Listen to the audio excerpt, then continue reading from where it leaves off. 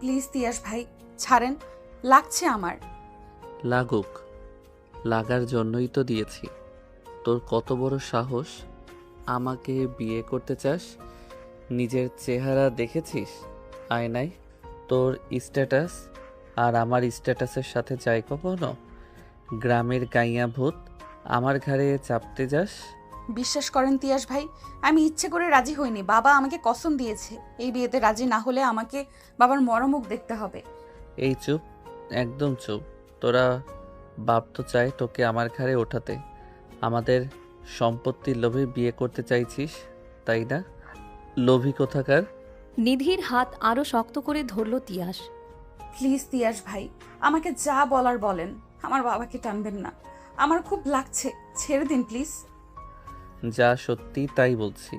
তোরা বাপ মেয়ে আমাদের সম্পত্তির জন্য প্ল্যান করে তুই আমাকে বিয়ে করতে চাইছিস। আমি কিছু বুঝি না ভাবছিস? তিয়াসের কথাগুলোতে নিধি অনেক কষ্ট পেল। সে তো ইচ্ছে করে তাকে বিয়ে করতে রাজি হয়নি। তিয়াস ভাই তাকে ভুল বুঝছে। কোনো সম্পত্তির লোভ নেই আমাদের। আসলেই তো তার কোনো যোগ্যতাই নেই তিয়াসের বউ হওয়ার। তিয়াস ভাইদের বাড়িতে 15 দিন আগে আসছি। খালাম্মা গ্রাম থেকে আমাকে জোর করে নিয়ে আসছে। আমি যদি জানতাম তিয়াস ভাইয়ের সাথে আমার বিয়ে দেওয়ার জন্য আনবে, তাহলে আমি কখনোই আসতাম না।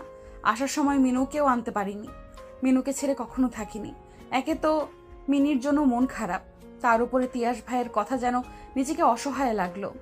এমন পরিস্থিতিতে কখনো পড়িনি। নিধি ফুপিয়ে কান্না করে উঠল।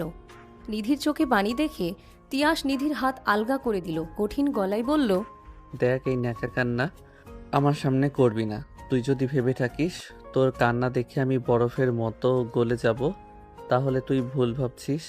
তোকে আমি কখনোই বউ হিসেবে মানব না। শুনে রাখ, এখন ডিসিশন তোর। নিজের ইচ্ছায় যদি তোর জীবন নষ্ট করতে চাস তাহলে বিয়ে কর, আর যদি না চাস তাহলে কালকেই এই বিয়ে ভেঙে দে। মনে রাখ, তুই যদি এই বিয়ে করিস তাহলে তোর জন্য আমার জীবনটাও নষ্ট হবে। তিয়াস কথাগুলো বলেই গটগট পায়ে রুম থেকে বের হয়ে গেল। নিধি ওখানেই বসে হাউমাউ করে কাঁদতে লাগলো। সে তো ইচ্ছে করে এই বিয়েতে রাজি হয়নি।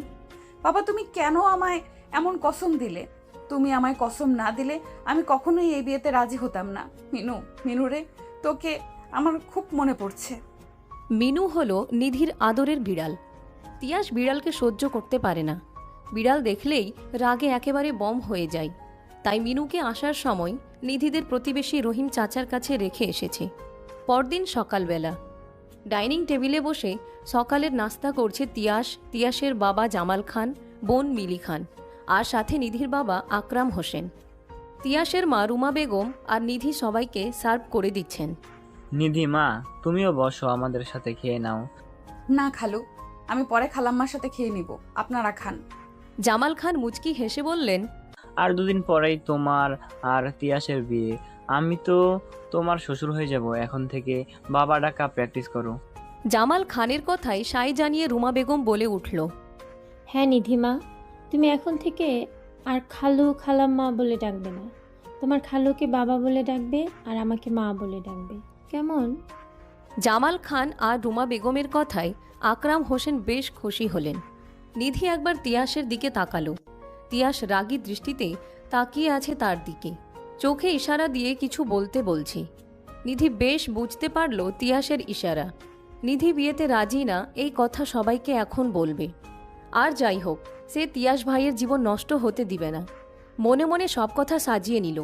নিধি সবার উদ্দেশ্যে কিছু বলতে যাবে, তার আগে আকরাম হোসেন বললেন, ভাইজান, আপনাগোর কথায় মনটা বইরা গেল।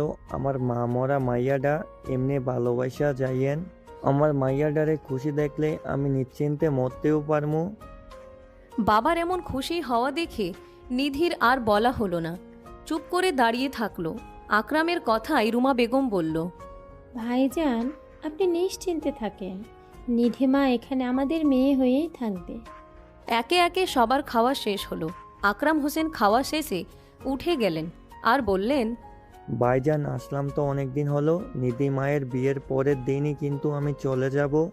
কি বলো আকরাম, কত বছর পর আসছো, আর কয়দিনই বা হয়েছে আসছো, আর 2 মাসের আগে তোমাকে যেতে দিচ্ছি না। না না ভাইজান, ঈদ পাথরের শহরে আমি আর থাকতে পারুম না। আর তাছাড়া দুদিন পর এটা আমার শালির বাড়ি থাকবো না, মাইয়া শ্বশুর বাড়ি হয়ে যাবে। মাইয়া শ্বশুর বাড়িতে থাকা দৃষ্টিকটু দেয়াবে। জামাল খান আর কথার পিঠে কথা বললেন না। এতদিন যে ছিল এটাই অনেক। জামাল খান বললেন, আচ্ছা তুমি যা ভালো মনে করো। তিয়াসের খাওয়া শেষে উঠে যেতে নিল। পেছন থেকে রুমা বেগম ডাক দিলেন। তিয়াস, বাবা শোন। তিয়াস পেছনে ঘুরে মায়ের দিকে তাকায়। কিছু বলবে? হ্যাঁ বলবো। তোর আজকে অফিস যেতে হবে না, নিধিমাকে নিয়ে শপিংয়ে যা। কাল বাদে পরশু বিয়ে, এখনো কিছুই কেনাকাটা হয়নি। মায়ের কথায় তিয়াস বেশ বিরক্ত হলো, রাগও হলো অনেক। তিয়াস বলল, মা আমি পারবো না, অফিসে আজ মিটিং আছে, আমাকে অ্যাটেন্ড করতে হবে মিটিংয়ে। তুমি নিয়ে যাও, নয়তো মিহিকে পাঠাও। রুমা বেগম ছেলের কথা অসন্তুষ্ট হলো, রাগী গলায় বলল, আমি তোমার কাছ থেকে কোনো অজুহাত শুনতে চেয়েছি? তোমাকে আদেশ করেছি। অফিসের কথা আপাতত তোমার ভাবতে হবে না, তোমার বাবা সামলে নেবে। তুমি তোমার বিয়ের প্রিপারেশন নাও। মায়ের এমন কড়া কথায় তিয়াস চুপ করে গেল। সে তার মা বাবাকে প্রচণ্ড ভয় পায়। পাশ থেকে নিধি বলে উঠল, খালাম্মা শপিংয়ে যেতে হবে না, আমি এই বিয়েতে রাজি না। প্লিজ এই বিয়েটা ভেঙে দাও, আমি এই বিয়ে করতে চাই না। নিধির কথায় তিয়াসের চোখ দুটো খুশিতে চকচক করে উঠল। তিয়াস মনে মনে ভাবল, যাক, অবশেষে এই গাইয়া মেয়ে বলেছে বিয়েতে রাজি না, এখন নিশ্চয়ই মা এই বিয়ে ভেঙে দিবে। কিন্তু তিয়াসের ভাবনাকে ভুল প্রমাণ করে রুমা বেগম বলে উঠলেন, এসব কথা বলতে হয় না নিধিমা, আমার কত দিনের স্বপ্ন তোকে এই বাড়ির বউ করে আনবো। তুই জন্ম নেওয়ার আগে থেকে আমাদের দুই বোনের ইচ্ছে তোকে আর তিয়াসকে বিয়ে দেব। তিয়াস যখন জন্ম নেয় তখন তোর মা বলেছিল, আপা তোর এই ছেলেকে কিন্তু আমি আমার মেয়ে জামাই বানাবো। তোর মা বেঁচে থাকলে হয়তো অনেক খুশি হতেন। আর যাই হোক, আমার মরা বোনের ইচ্ছে তো পূরণ করতে হবে।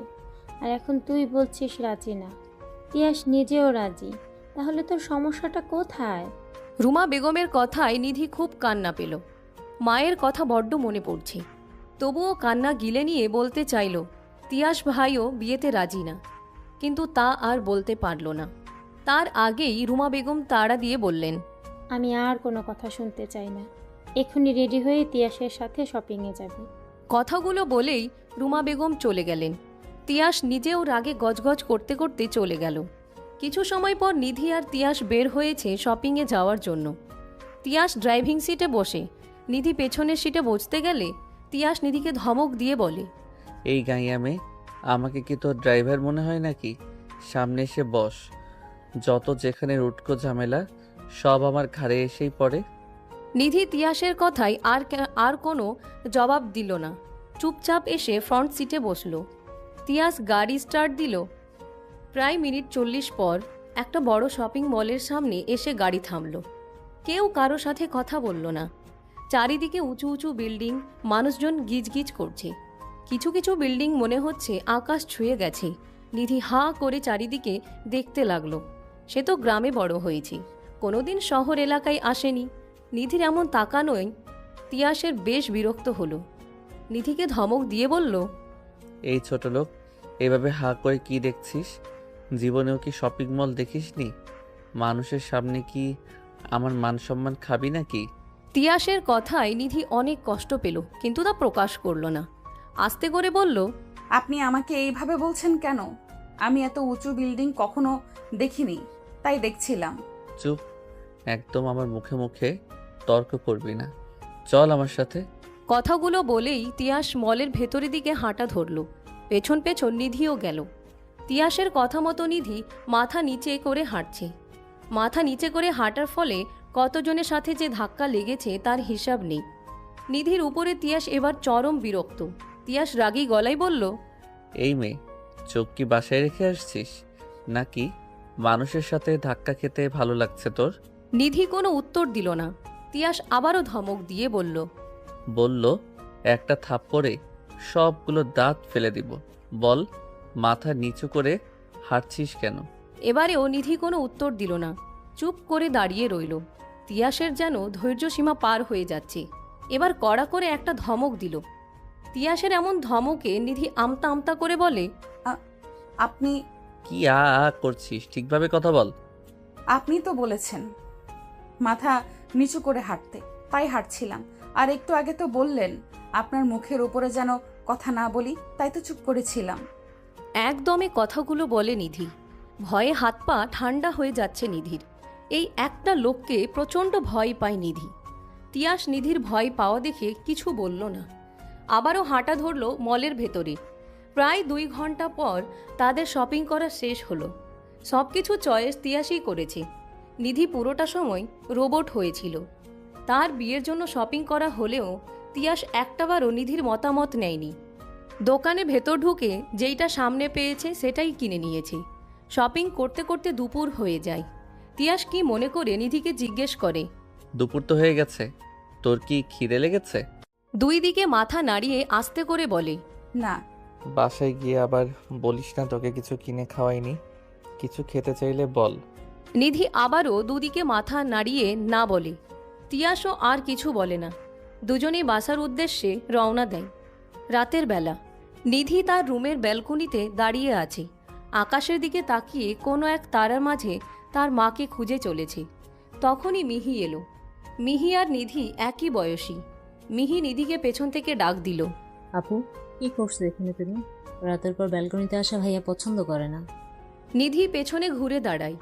মিহি দেখে নিধির চোখে জল। নিধির চোখে জল দেখে মিহি হতভম্ব হয়ে যায়। কি হয়েছে ভাবি, কাঁদছো কেন? বলো আমাকে। নিধি এবার জোরে কান্না করে দিল আর বলতে লাগলো, জানো, জন্মের সময় নাকি আমার মা মারা গেছে। কখনো মায়ের আদর পাইনি। মায়ের আদর কেমন হয়, আমার মা মারা যাওয়ায় নানির বাড়ির লোকেরা আমার উপর থেকে মুখ ফিরিয়ে নেয়। তাদের ধারণা আমার জন্য আমার মা নাকি মারা গেছে। আমি অপয়া একটা মেয়ে। দাদা বাড়ির সবাই আদর করত। বাবাকে আরেক বিয়ে করার জন্য জোর করলে বাবা আমার বাহানা দিয়ে রাজি হতো না। বাবার ধারণা সৎ মা আসলে কখনো আমাকে ভালোবাসবে না। আমার কথা চিন্তা করে বাবা আর দ্বিতীয় বিয়ে করেননি। সেজন্য দাদাবাড়ির সবার চোখের কাটা হয়ে গেলাম আমি। তারপর বাবা আমাকে নিয়ে বাড়ি থেকে এক কাপড়ে বের হয়ে আসেন।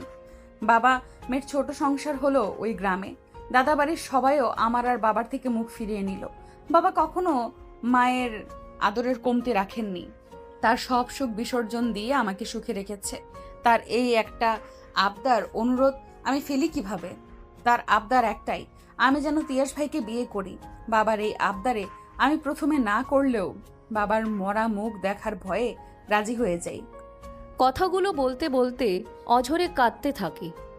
মিহি কি বলে সান্ত্বনা দিবে ভেবে পাচ্ছে না। মিহির নিজেও খুব খারাপ লাগছে। মিহি ফোন কল আসে আর বলে, ভাবি তুমি কান্না করো না প্লিজ, আমার কল আসছে, আমি পিক করে আসতেছি। মিহি চলে গেল। নিধি অঝরে কাঁদতে থাকে। কিছু সময় পর রুমে তিয়াস আসে। পেছন থেকে তিয়াস বলে ওঠে, এই মেয়ে, এত রাতে বেলকনিতে কি? কান্না করার জায়গার অভাব পড়ছে নাকি? নিধি তাড়াতাড়ি করে চোখ মুছে তিয়াসের দিকে তাকালো। আমতা আমতা করে বলল, কই কান্না করছি? আর এত রাতে আপনি আমার রুমে কেন? নিধির কথা তিয়াসের একটুও ভালো লাগলো না। নিধির গলা চেপে ধরে রাগে দাঁতে দাঁত চেপে বলে, আমার সামনে একদম নাটক করবি না। তোদের মতো লোভী মেয়েদের আমার চেনা আছে। তুই জানিস আমি এখন অফিস থেকে ফিরবো। ইচ্ছে করে রুমের লাইট অন করে রেখেছিস যেন আমি রুমে আসি। তোর মতলব আমি বুঝি না ভেবেছিস? আচমকা এমন আক্রমণে নিধি অনেকটা ভয় পেয়ে যায়। তিয়াসের হাত নিজের গলা থেকে সরানোর চেষ্টা করে। ছটপট করতে থাকে। তার নিঃশ্বাস আটকে আসে। ব্যথায় চোখ দিয়ে পানি ঝরতে থাকে। নিধির ছটপট করা দেখে তিয়াস ছেড়ে দেয়। আর এক মুহূর্ত তিয়াস ওইখানে দাঁড়ায় না, গটগট পায়ে চলে যায়। নিধি ওইখানে বসে ব্যথায় ফুপিয়ে কান্না করতে থাকে। আল্লাহ, তুমি আমায় কোথায় এনে ফেললে? 2 দিন পর। এই 2 দিনে নিধি তিয়াসের মুখোমুখি হয়নি। আজকে তাদের বিয়ে। বাড়িতে বেশ সাদামাটা আয়োজন চলছে নিধি আর তিয়াসের বিয়ে উপলক্ষে। তিয়াসদের কিছু কাছের আত্মীয় স্বজনও আসছে। সন্ধ্যার দিকে মিহি নিধিকে সুন্দর করে সাজিয়ে দেয়। তিয়াস বাসায় পরা টি শার্ট আর ট্রাউজার পরে থাকলো। রুমা বেগম আর মিহি হাজার জোর করেও তাকে বিয়ের জন্য কেনা শেরওয়ানি পরাতে পারল না। অবশেষে জামাল খান এসে রাগী কণ্ঠে বলল, কি শুরু করেছো তিয়াস? তোমার বিয়ের জন্য এখনো তৈরি হওনি কেন? একটু পরেই বিয়ে পড়ানো শুরু হবে। আমি এই কাপড়ে ঠিক আছি বাবা। কখনো কাউকে দেখেছো টি শার্ট আর ট্রাউজার পরে বিয়ে করতে? চুপচাপ গিয়ে শিরোনি পরে এসো। কিন্তু বাবা, চুপ, আমি তোমার কাছ থেকে একটা কথাও শুনতে চাই না। চুপচাপ গিয়ে শিরোনি পরে এসো, নইলে আমার চেয়ে খারাপ কেউ হবে না। তিয়াস চুপচাপ তার বাবার সামনে থেকে নিজের রুমে চলে এলো। এই একমাত্র বাবাকে সে জমের মতো ভয় পায়। এই জন্যই তো বাবার কথায় এই গায়া খ্যাত মেয়েকে বিয়ে করতে হচ্ছে। যদিও নিধি অনেক সুন্দর, তবুও তিয়াস কিছুতেই নিধিকে মানতে পারছে না। নিধি গ্রামের মেয়ে, পড়াশোনা না জানা আনস্মার্ট মেয়ে। তিয়াসের সাথে তার কিছুতেই যায় না। তিয়াসের সব কিছু অসহ্য লাগছে। রাগ বিরক্তি সব তিয়াসকে জেঁকে ধরেছে। মন চাচ্ছে সব কিছু শেষ করে দিই। অনেক দেনামোনা করে তিয়াস বিয়ের জন্য কেনা শেরওয়ানি পরে বাহিরে বের হলো। বিয়ে পড়ানোর সময় নিধিকে তিয়াসের সামনাসামনি বসানো হলো। তিয়াস এক দৃষ্টিতে তাকিয়ে থাকলো নিধির দিকে। মুখ থেকে আপনা আপনি বের হলো, মাশাল্লাহ, এ তো দেখি একেবারে পড়ি। পাশেই মিহি দাঁড়ানো ছিল। তিয়াসকে খোঁচা মেরে বলল, ভাইয়া, ভাবিকে খুব সুন্দর লাগছে তাই না? আমরাও জানি সামান্য এইটুকু সাজে ভাবিকে পরীর মতো লাগছে। মিহির কথায় তিয়াস তাড়াতাড়ি করে নিধির থেকে চোখ ফিরিয়ে নেয়। মিহিকে একটা ধমক দিয়ে বলে, একটা থাপ্পড় খাবি বাজে কথা বললে। যা আমার সামনে থেকে। মিহি মনে মনে বেশ খুশি হলো তার ভাইকে রাগাতে। তিয়াসের কথার পিঠে আর কথা বলল না, নইলে দেখা যাবে বাড়ি ভর্তি মানুষের সামনে আমাকে সত্যি সত্যি থাপ্পড় মারবে। নিধি গুটিসুটি মেরে সোফার এক কোণায় বসে আছে। তার বেশ অস্বস্তি হচ্ছে। এত মানুষের সামনে বউ হয়ে বসে আছে, কাচুমাচু করছে। নিধি মনে মনে বলে, মাহিটাও যে কোথায় গেছে, আমার যে খুব অস্বস্তি লাগছে একা এভাবে বসে থাকতে। ভাবনার মাঝেই মিহি এসে নিধির পাশে বসলো। কি গো ভাবি, তোমার বিয়ের ফিলিংস কেমন হচ্ছে বলো তো? আশেপাশে অনেক মানুষ আছে। নিধি আস্তে করে বলল, একটুও ভালো লাগছে না, আর খুব অস্বস্তি হচ্ছে, ভয় লাগছে। আরে ভয় কিসের? আমার ভাইয়া তো তোমাকে দেখেই টাসকি খেয়েছে। তিয়াসের কথা শুনতেই নিধির ভয়টা আরও বেড়ে গেল। মনে মনে বলল, তোমার ভাই আমাকে দু চোখে দেখতে পারে না, সে আবার আমায় দেখে টাসকি খাবে? নিধির মাথা থেকেই তিয়াসের কথাটা বের হয়ে গেছিল। নিধি মাথা তুলে তাকালো। সামনে তাকাতেই চোখটা স্থির হয়ে গেল। ভয় আর অস্বস্তির জন্য টেরি পায়নি যে তাকে তিয়াসের সামনাসামনি বসানো হয়েছে। তিয়াস মুখ গোমরা করে মাথা নিচু করে বসে আছে। মুখে রাগ বিরক্তি স্পষ্ট, কিন্তু সেটা ঢাকার বৃথা চেষ্টা করে যাচ্ছে। নিধি আর কিছু বলল না। একটু পরেই তাদের তিন কবুল বলে বিয়ে হয়ে গেল। খাওয়া দাওয়া পর্ব শেষ করে সব মেহমানরা চলে গেলেন। নিধির বাবাও যাওয়ার প্রস্তুতি নিলেন। আকরাম হোসেন মেয়ের সামনে এসে বললেন, মা আমি যাচ্ছি, আবার আসবো তোমাকে দেখতে, সবার সাথে মানিয়ে নিও। নিধি কান্না করতে করতে বলল, বাবা তুমি থেকে যাও না, আমাকে তোমার সাথে করে নিয়ে যাও, আমি তোমাকে ছেড়ে থাকতে পারবো না। আকরাম হোসেন মেয়ের মাথায় হাত বুলিয়ে দিয়ে বললেন, এমন বলে না মা, আমি কিছুদিন পর পর এসে তোমাকে দেখে যাব, এখন আসি। বাবা মিনুকে দেখে রেখো, আমার মিনু বোধহয় আমাকে না পেয়ে অনেক কষ্ট পাচ্ছে, রাগও করেছে হয়তো আমার উপরে। আচ্ছা মা, আমি মিনুকে যত্নে রাখবো। নিধির গ্রাম থেকে তাদের কিছু প্রতিবেশীদের দাওয়াত দিয়েছিল। তারা এসেছিল, যারা বিপদে আপদে নিধিদের পাশে ছিল। তাদের সঙ্গে করে আকরাম হোসেন চলে গেলেন। রাত 2টা। বাসর ঘরে নিধি গুটিসুটি মেরে বসে আছে। গত 1 ঘন্টা যাবৎ চুপ করে বসে আছে। বাসর রাত মানেই স্বপ্ন, ভালোবাসা আর নতুন জীবনের উত্তেজনা। সব মেয়েদেরই এমন স্বপ্ন আশা থাকে, কিন্তু নিধির মনে কোনো আশা নেই, কোনো স্বপ্ন নেই। তার আছে শুধু ভয়, কি হতে চলেছে তার জীবনে। তিয়াস ভাই যে তাকে কোনোদিনও মেনে নিবে না। দরজা খোলার আওয়াজে নিধির ধ্যান ভাঙে। তিয়াস রুমে এসে খাটের ওপরে নিধিকে দেখেই মেজাজ বিগড়ে গেল। নিধির সামনে গিয়ে চিৎকার করে বলল, তোর কত বড় সাহস আমার রুমে আসার? এসেছিস তো এসেছিস, আবার সংসেজে বসে আছিস কেন? এমন চিৎকারে নিধি অনেকটা ভয় পেল। নিজেকে আরও গুটিয়ে নিল। আমতা আমতা করে বলল, আমাকে খালাম্মা পাঠিয়েছে, আমি আসতে চাইনি। শোন, তুই যদি মনে করিস তোকে বউ হিসেবে মেনে নিব, তাহলে তুই ভুল ভাবছিস। তোর মতো গাইয়া, আনস্মার্ট খ্যাত অশিক্ষিতকে আমি কখনোই মেনে নিব না। তুই থাক তোর মতো, আমি চলে যাচ্ছি। কোথায় যাচ্ছেন? প্লিজ যাবেন না। দরকার হলে আমি চলে যাচ্ছি। একদম আমার সামনে ন্যাকামি করবি না, তোকে দেখলে আমার গা জ্বলে যাচ্ছে। আমাকে মানতে হবে না বউ। আমাকে আপনার বাড়িতে থাকতে দেন। আমার বাবা জানতে পারলে খুব কষ্ট পাবে। আমার সামনে এত ভালো সাজার চেষ্টা করবি না বলে দিলাম। যা, চুপচাপ গিয়ে নিচে শুয়ে পড়। একদম আমার কাছে আসার চেষ্টা করবি না। নিধি আর কোনো কথা বলল না, চুপচাপ নিচে গিয়ে শুয়ে পড়ল। তিয়াস ওয়াশরুমে গেল, লম্বা শাওয়ার নিয়ে বের হলো। ততক্ষণে নিধি ঘুমিয়ে পড়েছে। তিয়াস বেলকুনিতে চলে গেল, হাতে সিগারেট ধরালো। মনের ভেতরের রাগ সব যেন সিগারেটের ধোঁয়ার সাথে উড়িয়ে দিতে চাইছে। রাগে তার সারা শরীর রিরি করছে। শেষমেশ বাবা মা আমার সাথে একটা অশিক্ষিত মেয়ের বিয়ে দিল, ভাবতেও আমার রাগ হচ্ছে। পরদিন সকালবেলা নিধি ঘুম থেকে উঠে বিছানায় তিয়াসকে দেখতে পেল না। নিধি ভাবল হয়তো বাহিরে হাঁটতে গেছে। নিধি ফ্রেশ হয়ে কিচেনে চলে যায়। কাল রাতেই সব গেস্টরা চলে গেছে, বাসায় আছে তার পরিবারের কয়েকজন। নিধি সকালে নাস্তা তৈরি করলো। ততক্ষণে রুমা বেগম উঠে এসেছে। নিধিকে নাস্তা বানাতে দেখে উত্তেজিত হয়ে বলল, কি করছো নিধি? কাল তোমার বিয়ে হয়েছে আর আজকে তুমি রান্নাঘরে কেন? ছাড়ো এসব, যাও রুমে গিয়ে রেস্ট নাও। না গো খালাম্মা, আমি যাব না। আমার রান্না করতে ভালো লাগে। তাছাড়া আমি তো বাড়িতে সব সময় সকালে উঠে নাস্তা বানাতাম। ওটা তোমার বাবার বাড়ি ছিল, কিন্তু এটা তোমার শ্বশুর বাড়ি। তার উপরে কাল তোমাদের বিয়ে হয়েছে। যাও রুমে যাও। হ্যাঁ, সেটাই তো। আমি তো পরের মেয়ে।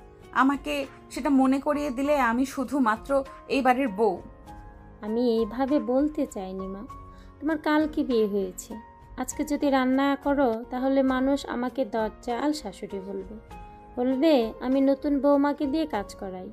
নিধি অবশেষে তার শাশুড়ির কাছে হার মানল। কিচেন থেকে বেরিয়ে রুমে যাওয়ার উদ্দেশ্যে পা বাড়ালো। ঘুম থেকে উঠে তো আমি ওনাকে রুমে পাইনি। মনে হয় হাঁটতে গেছে বাহিরে। ও আচ্ছা, ঠিক আছে, তুমি গিয়ে রেস্ট করো।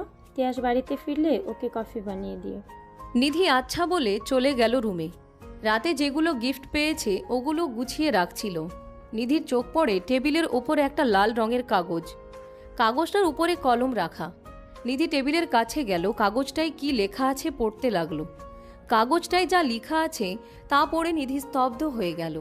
তার সারা শরীর কাঁপছে, কথা বলার শক্তি পাচ্ছে না। কথাগুলো যেন গলায় কাটার মতো বিচ্ছে। ঠাই দাঁড়িয়ে রইল ওইখানে। তখন মিহি রুমে আসলো। ভাবি, তোমাকে খেতে ডাকছে, আসো। নিধির কোনো আওয়াজ পেল না। কি হলো ভাবি, ওইদিকে ঘুরে কি করছো? আসো, তোমাকে খেতে ডাকছে তো। এবারও নিধির কোনো সাড়া শব্দ পাওয়া গেল না। মিহি এবার নিধির কাছে গেল। পেছন থেকে নিধির ঘাড়ে হাত রাখতেই নিধি জ্ঞান হারিয়ে নিচে পড়ে যায়। এমন ঘটনায় মিহি হতভম্ব হয়ে যায়। চিৎকার করে তার মা বাবাকে ডাকে। রুমা বেগম আর জামাল খান হুড়মুড় করে রুমে ছুটে আসে। নিধির কি হয়েছে জিজ্ঞেস করলে বলে, আমি জানি না মা, আমি ভাবিকে ডাকতে আসলাম, ভাবির কাঁধে হাত রাখতেই জ্ঞান হারালো। নিধির হাতে একটা কাগজ দেখে রুমা বেগম মিহির উদ্দেশ্যে বলল, মিহি, দেখ তো নিধির হাতে কিসের কাগজ, কি লেখা আছে ওই কাগজে। মিহি মায়ের কথা মতো নিধির হাতের কাগজটা হাতে নেয়। যা লেখা আছে তা পড়তে শুরু করে। প্রিয় বাবা মা, তোমাদেরকে আমি অনেক ভালোবাসি। আমার ভালোবাসার যে এই দাম দিবে তা আমি কখনো ভাবিনি। আমি তুবাকে ভালোবাসি আগেই বলেছিলাম, কিন্তু তোমরা আমার কথা শোনোনি। আমার সাথে শেষ পর্যন্ত একটা গাইয়া মেয়ের বিয়ে দিলে। কি আছে ওই মেয়ের? অশিক্ষিত গাইয়া, আনস্মার্ট খ্যাত। ওই মেয়ের সাথে আমার কোনো দিনও যায় না। আমি চলে যাচ্ছি, অনেক দূরে যাচ্ছি। তোমরা থেকেও তোমাদের আদরের গাইয়া ভূতকে নিয়ে। আমার পক্ষে সম্ভব না ওই অশিক্ষিত মেয়ের সাথে সংসার করা। আমাকে খুঁজে বের করার চেষ্টা করো না। অবশ্য খুঁজলেও পাবে না। ইতি, তোমাদের অবাধ্য ছেলে। চিঠিটা পড়ে সবাই হতভম্ব হয়ে গেল। তাদের ধারণার বাহিরে ছিল যে তিয়াস এমন কাজ করতে পারে। জামাল খান প্রচণ্ড রেগে গেলেন। রাগী গলায় চিৎকার করে বললেন, তিয়াস, তুমি অনেক বড় ভুল করেছো। তুমি হীরা ছেড়ে কয়লার পিছনে ছুটেছো। তোমার জন্য এই বাড়ির দরজা সারা জীবনের জন্য বন্ধ হয়ে গেল। রুমা বেগম কান্নায় ভেঙে পড়লেন। ছেলেকে হারিয়েছে সে দুঃখে না, একটা মেয়ের জীবন নষ্ট হওয়ার জন্য। নিধির কি হবে? তাদের একটা ভুল সিদ্ধান্তে নিধির জীবনটা এভাবে নষ্ট হয়ে গেল। নিধি বেলকনিতে দাঁড়িয়ে আছে, আকাশের দিকে তাকিয়ে আছে। তার মনে হাজারো অভিযোগ, কিন্তু তার অভিযোগ শোনার মতো কেউ নেই। তিয়াস বাড়ি ছেড়ে চলে গেছে আজ 2 দিন হলো। এই দুদিনে নিধির জীবনটা উলট পালট হয়ে গেছে। তার নিজেকে খুব অপরাধী লাগছে। তার জন্যই আজ তিয়াস ভাই বাড়ি ছাড়া হলো। এই বাড়িতে থাকতে তার দম বন্ধ হয়ে আসছে। সে যে এই কদিনে তিয়াসকে ভালোবেসে ফেলেছে, তার যে মনের এক কোণে তিয়াস নামক মানুষটা বাসা বেঁধেছে। নিধির ধ্যান ভাঙে মিহির ডাকে। কি করছো ভাবি?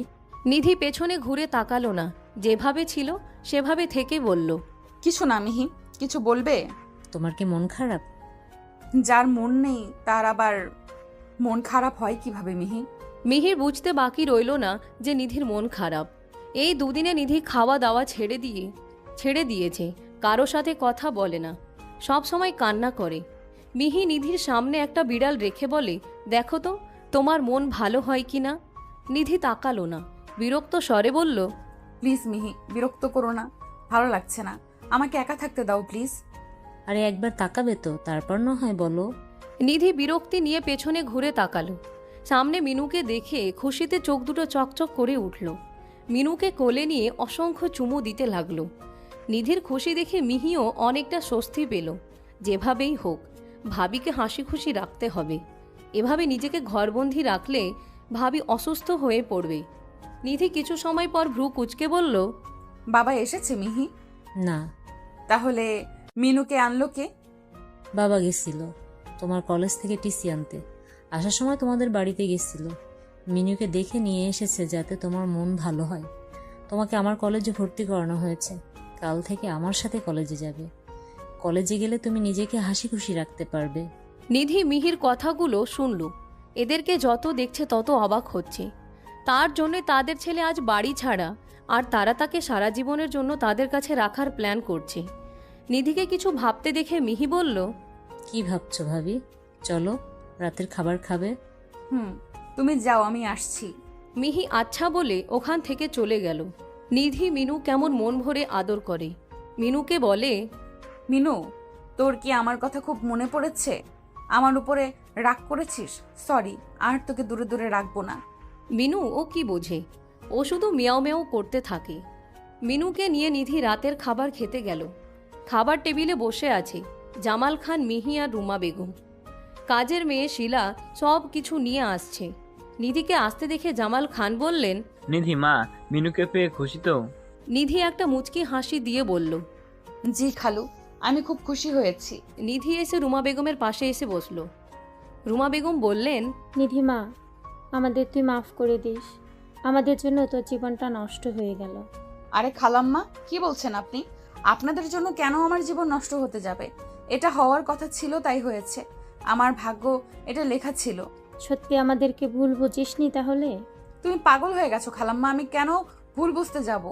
উল্টো আমার তো নিজেকেই অপরাধী লাগছে।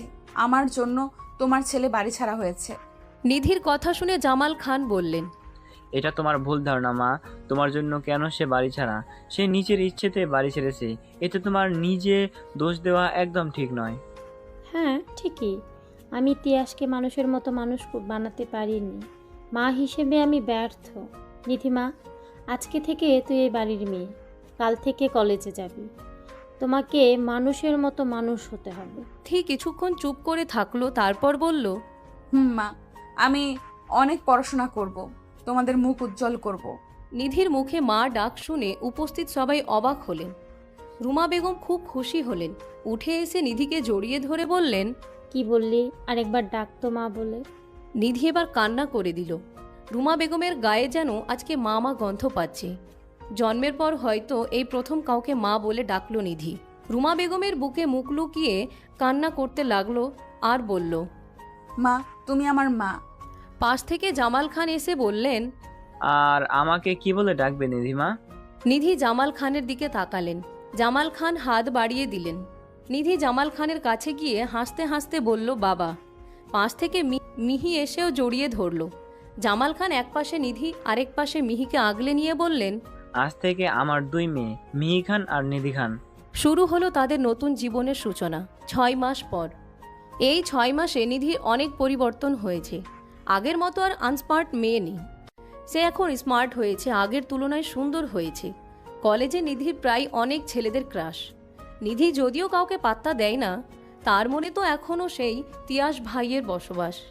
নিধি আর মিহি কলেজ যাচ্ছে, সামনেই তাদের অনার্সের ফার্স্ট ইয়ারের এক্সাম। আজকে তারা বাসার গাড়ি নেয়নি, দুজনে রিক্সা করে যাচ্ছে। প্রায় 30 মিনিট পর তারা দুজন কলেজে এসে পৌঁছালো। মিহি আর নিধি সেম ইয়ারে, তাই তারা সবসময় একসাথেই থাকে। তাদের আরও 3 জন বন্ধু আছে, নিলয়, সায়র আর অনি। তারা 5 জন খুব ভালো বন্ধু।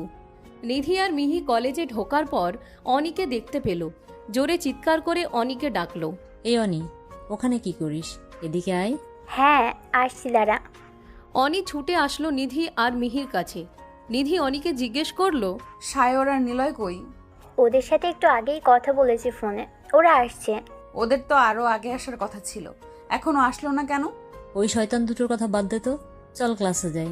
পেছন থেকে নিলয় বলে উঠল, এই মিহি, তুই আমাদের শয়তান বললি কেন? তোর কোন পাকা ধানে মই দিয়েছি? দেখ, শয়তানের নাম নিতে না নিতেই হাজির। মিহির কথায় নিধি আর অনি খিলখিল করে হেসে দিল। সায়র অতটা না চেতলেও নিলয় বেশ চেতে গেল। রাগী গলায় বলল, মিহি আমাদের অপমান করছে আর তোরা দাঁত বের করে হাসতেছিস? তোদের লজ্জা করে না? ওরা কি বলবে? যা সত্যি আমি তো তাই বলেছি। নিলয় মিহির উপরে প্রচুর রেগে গেল। মিহির দিকে এগিয়ে এসে রাগী কণ্ঠে বলল, তোকে তো আমি... নিলয় পুরো কথা শেষ করতে পারল না, তার আগেই অনি নিলয়ের বাহুতে হালকা চাপড় মেরে বলল, আজকে নিধির বার্থডে বলে ছেড়ে দিলাম, তবে শয়তান। মিহি মুখ ভেঙচি কেটে বলল, দেখবো নি তুই কেমন শয়তানি করতে পারিস। তারা সবাই মিলে কলেজ ক্যান্টিনে গেল, হালকাভাবে নিধির বার্থডে সেলিব্রেশন করলো। সায়র নিধির কাছে আসলো, নিধির দিকে একটা গিফট বক্স এগিয়ে দিয়ে বলল, এটা আমার তরফ থেকে তোর বার্থডে গিফট। এখন খুলবি না, বাসায় গিয়ে একা একা খুলে দেখিস। কি এমন দিয়েছিস রে যে এখন দেখতে পারবো না? যখন খুলবি তখন তো দেখতেই পারবি। নিধিও আর কথা বাড়ালো না। একে একে অনি, নিলয়, মিহিও গিফট দিল। সবাই নিধিকে গিফট দিল। আজকে তারা কেউ আর ক্লাস করলো না, সবাই যার যার বাসায় চলে গেল। নিধি আর মিহি বাসায় চলে আসলো। বাসায় এসে নিধি পুরো চমকে উঠল। খুশিতে গদগদ হয়ে এসে আকরাম খানকে জড়িয়ে ধরে বলল, বাবা, তুমি কখন এলে? আমাকে আগে বললে না কেন? তাহলে আমি কলেজে যেতাম না। আকরাম হোসেন মেয়েকে জড়িয়ে ধরে আদুরে গলায় বলল, এই তো মা, একটু আগে আইছি। আজকে তোর জন্মদিন না, তোর জন্য আমি গিফট কিনে আনছি। তোমাকে এসব কে করতে বলেছে বাবা? এসব বাদ দাও, আগে বলো কেমন আছো? আলহামদুলিল্লাহ ভালো। তুই কিরম আছত মা? আমিও ভালো আছি। কিচেন রুম থেকে রুমা বেগম এসে বললেন, ভাইজান আপনি ফ্রেশ হয়ে আসুন, আমি খাবার দিচ্ছি। তিয়াস বাবা কই? আজকেও কি দেখা হবে না? 6 মাসে কতবার আসলাম, একবারের জন্য দেখা হলো না। তিয়াসের কথাটা শুনতে সবার মুখটা চুপসে গেল। আকরাম হোসেনকে বলেননি তিয়াসের বাড়ি ছাড়ার কথা, অবশ্য নিধি বলতে দেয়নি। মেয়ের বিয়ের জন্য বিয়ের বিরুদ্ধে গিয়ে দিয়েছে। যদি শুনতে পারে বাসর রাতে তিয়াস বাড়ি ছেড়ে চলে গেছে, তাহলে তিনি অনেক ভেঙে পড়বেন।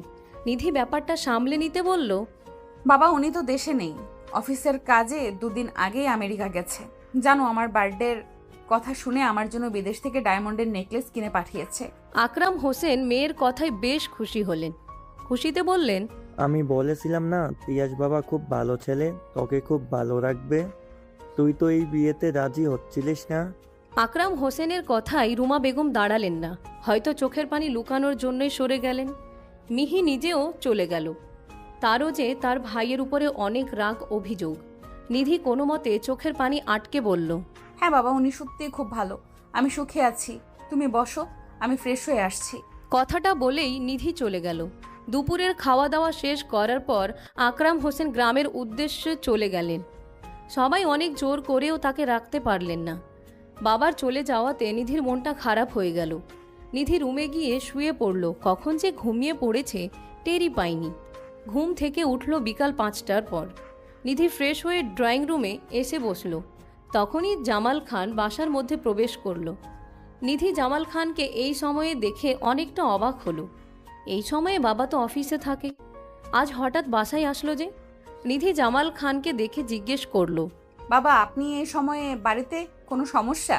না মা, কোনো সমস্যা না, তুমি গিয়ে রেডি হও, আমরা ঘুরতে বের হব। হঠাৎ করে ঘুরতে যাওয়ার প্ল্যান করলো কে? হঠাৎ করে নয়, এই প্ল্যান অনেকদিন আগেই করেছি, তোমাকে সারপ্রাইজ দিব বলে বলা হয়নি। আজকে তোমার বার্থডে না? নিধি বেশ অবাক হলো। তার বার্থডে মনে রেখেছে, আবার আমার জন্য সারপ্রাইজ রেডি করেছে। নিধি চুপচাপ রেডি হতে গেল। ততক্ষণে মিহি আর রুমা বেগমও রেডি হয়ে নিচে আসলো।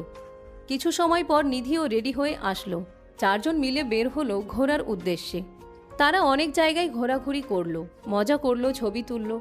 জামাল খান নিধিকে একটা ডায়মন্ডের নেকলেস গিফট করলেন। অনেক ঘোরাঘুরি করে তারা বাসায় আসলেন অনেক রাতে। রাতের খাবার বাহিরে থেকে খেয়ে এসেছেন, এজন্য বাসায় এসে যে যার রুমে গিয়ে শুয়ে পড়ল। রাত 2টা বাজে। নিধি বসে বই পড়ছিল।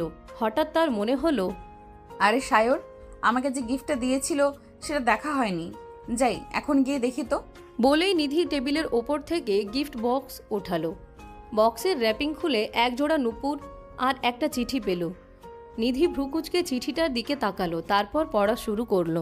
প্রিয়, তোমাকে আমি যেদিন দেখেছি সেদিনই তোমার মায়ায় পড়ে গেছি। আস্তে আস্তে তোমার বন্ধু হয়েছি। তোমাকে যত দেখেছি তত মুগ্ধ হয়েছি। কখনো বলা সাহস হয়নি যদি তুমি রাজি না হয়ে বন্ধুত্বটা নষ্ট করে দাও।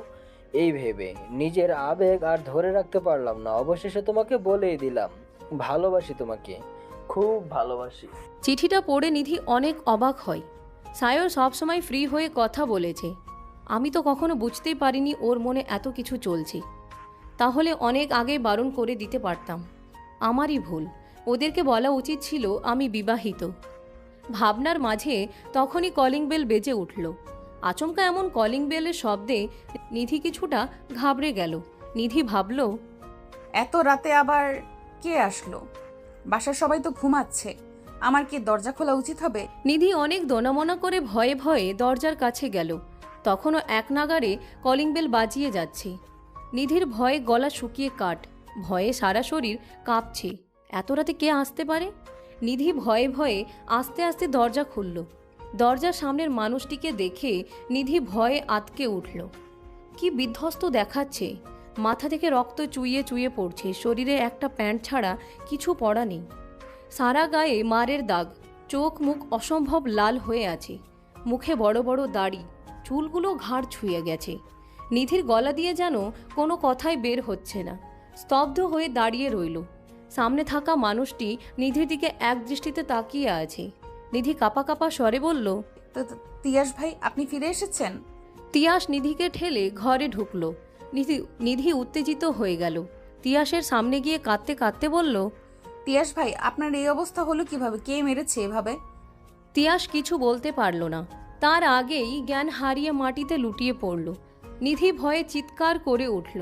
নিধির চিৎকার শুনে জামাল খান, রুমা বেগম, মিহি সবাই হুড়মুড় করে ড্রয়িং রুমে আসে। উত্তেজিত হয়ে রুমা বেগম জিজ্ঞেস করেন, কি হয়েছে মা, এমন চিৎকার করলে কেন? ভয় পেয়েছ? ড্রয়িং রুমে ড্রিম লাইটে তিয়াসকে তেমন দেখা গেল না। মিহি ছুটে গিয়ে লাইট জ্বালিয়ে দিল। লাইট জ্বালানোর সাথে সাথে রুমা বেগম চিৎকার করে উঠলে মিহি নিজেও অনেকটা ভয় পেল। দীর্ঘ 6 মাস পর তিয়াসকে দেখছে তারা, তাও আবার এই অবস্থায়। মুখের দিকে তাকানো যাচ্ছে না, রক্তে ফ্লোর ভেসে যাচ্ছে। ছেলের এই অবস্থা দেখে জামাল খান কি করবে ভেবে পাচ্ছেন না, দিশেহারা হয়ে গেছেন। নিধি নিজেকে সামলিয়ে উঠে দাঁড়ালো।